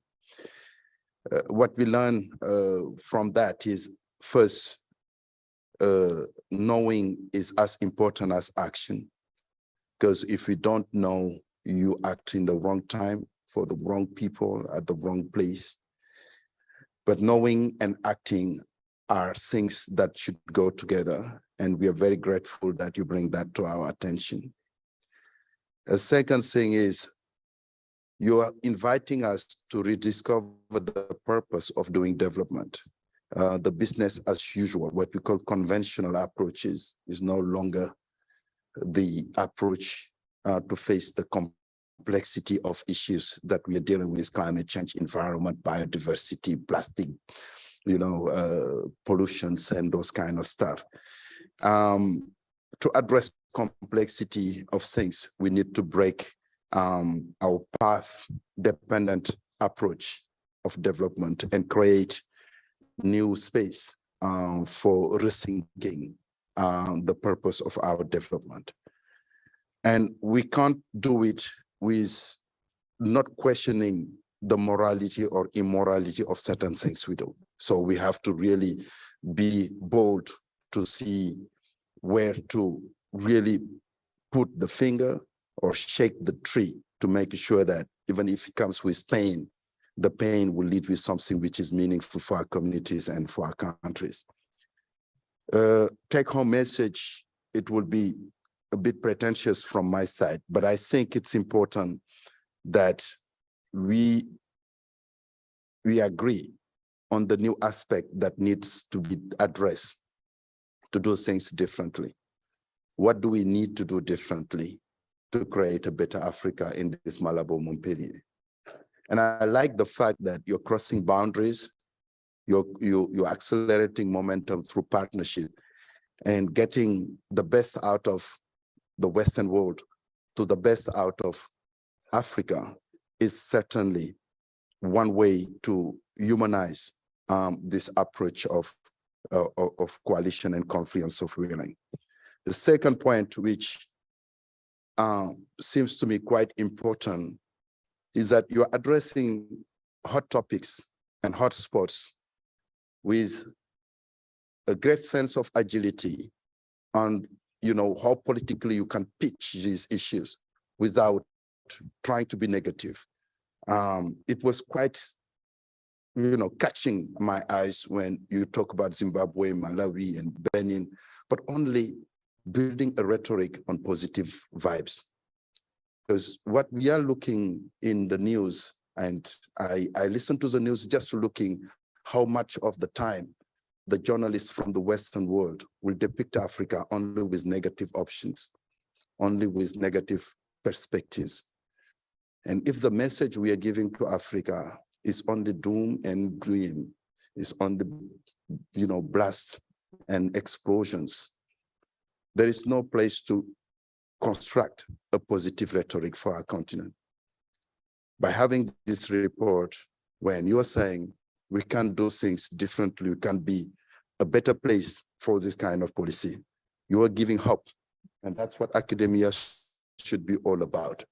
How to use science to give hope to our society, how to use science to make sure that our policymakers knows we can be a place for placing new ideas that Africans themselves will elaborate from the deep intellect that we have that could transform the continent itself. This report also is showing where the news threads are going, where the trends are. We talk about climate change, the risk, but how to specify risk in a way that we understand without investing into those. We are canceling almost everything we are investing in, and we are proud of investing in those areas, but without resolving the issues of food security, of climate and health, on heat wave, on water shortages, making sure that our coastal erosion is taken into control, our fisheries, and all those areas which are the backbone of what we mean by development, without knowing and being aware of how to do that, is certainly something that will not lead us very far. And finally, to do all this absolutely heavy lifting exercise, we can't do it with bare hands. We have to connect the dots. We have new funding mechanism. And those new funding mechanism, it's something which comes from the report, is not just an expectation from bilateral funding to come from abroad for us. Most of the countries has been putting into place schemes of having national budget system, stop shops processes that bring the domestic resource that they have to address at the forefront place what the country needs are before relying on GCF, on adaptation fund, on JEF and other international donors. The gap in funding, many colleagues mentioned it, are many billion. We can't rely on international effort only to do that. This being said, there is a moral commitment on climate change, which become a legal commitment under the NDC and Paris Agreement that the polluters should pay for the impact they're having. Loss and damage, I come from Sharm el-Sheikh, is now on the table. Food, water, climate change are now on the declarations. So as we continue those negotiations, it will be absolutely important to do homework. Our homework is how do we readjust our administrative process, our governance system, our institutional functions, and the connections that we have between central government and local government to move forward this agenda of climate change response. It was a real privilege as Centre de Suivi Écologique, which is a national center with a regional footprint. We are present on over 16 countries, doing different kind of research and action, supporting governments and local stakeholders, civil society, the same way academia is doing it at the continental level, making sure that we have a purpose and meaning from generating science, not just doing it with an academic sense or orientation, but making sure that every knowledge is connected to another knowledge, and we are connecting people to people from that knowledge to advance the agenda in the continent. So therefore, we are very proud to be a very active arm of academia. We already have one project on motion. We also have another project with ZEF on agroforestry. And by having this collaboration, it will expose what local institutions can do for international momentum. So it was a pleasure to have you here all. You have heard our minister this morning with his speech showing the interest on these climate options that we need to bring into our government. The Minister of Agriculture is not here, but we're already connecting Dr. Badiane with the Minister of Agriculture because Senegal has a very ambitious program on food sovereignty. Centre de Suivi Écologique is drafting for African Union the synthesis of the 20 years of implementing African Union Malabo commitment for food security. And what we heard is the continent is worth 30 billion US dollars of food import every year, which we can reinvest into having food sovereignty. Senegal is just leading the way on that very area. And any research that goes to that, we are very grateful that a set of exquisite scientists are here in the room to move that agenda forward. We thank you all for your contribution. We thank you all for your thoughtful presence, and we wish you a good journey for the implementation of the recommendation of the report. On the behalf of the government and on behalf of our ministers, we come to the end of this meeting, and we wish you a very good stay in Senegal and a very good journey back to your home country. Thank you so much for your attention.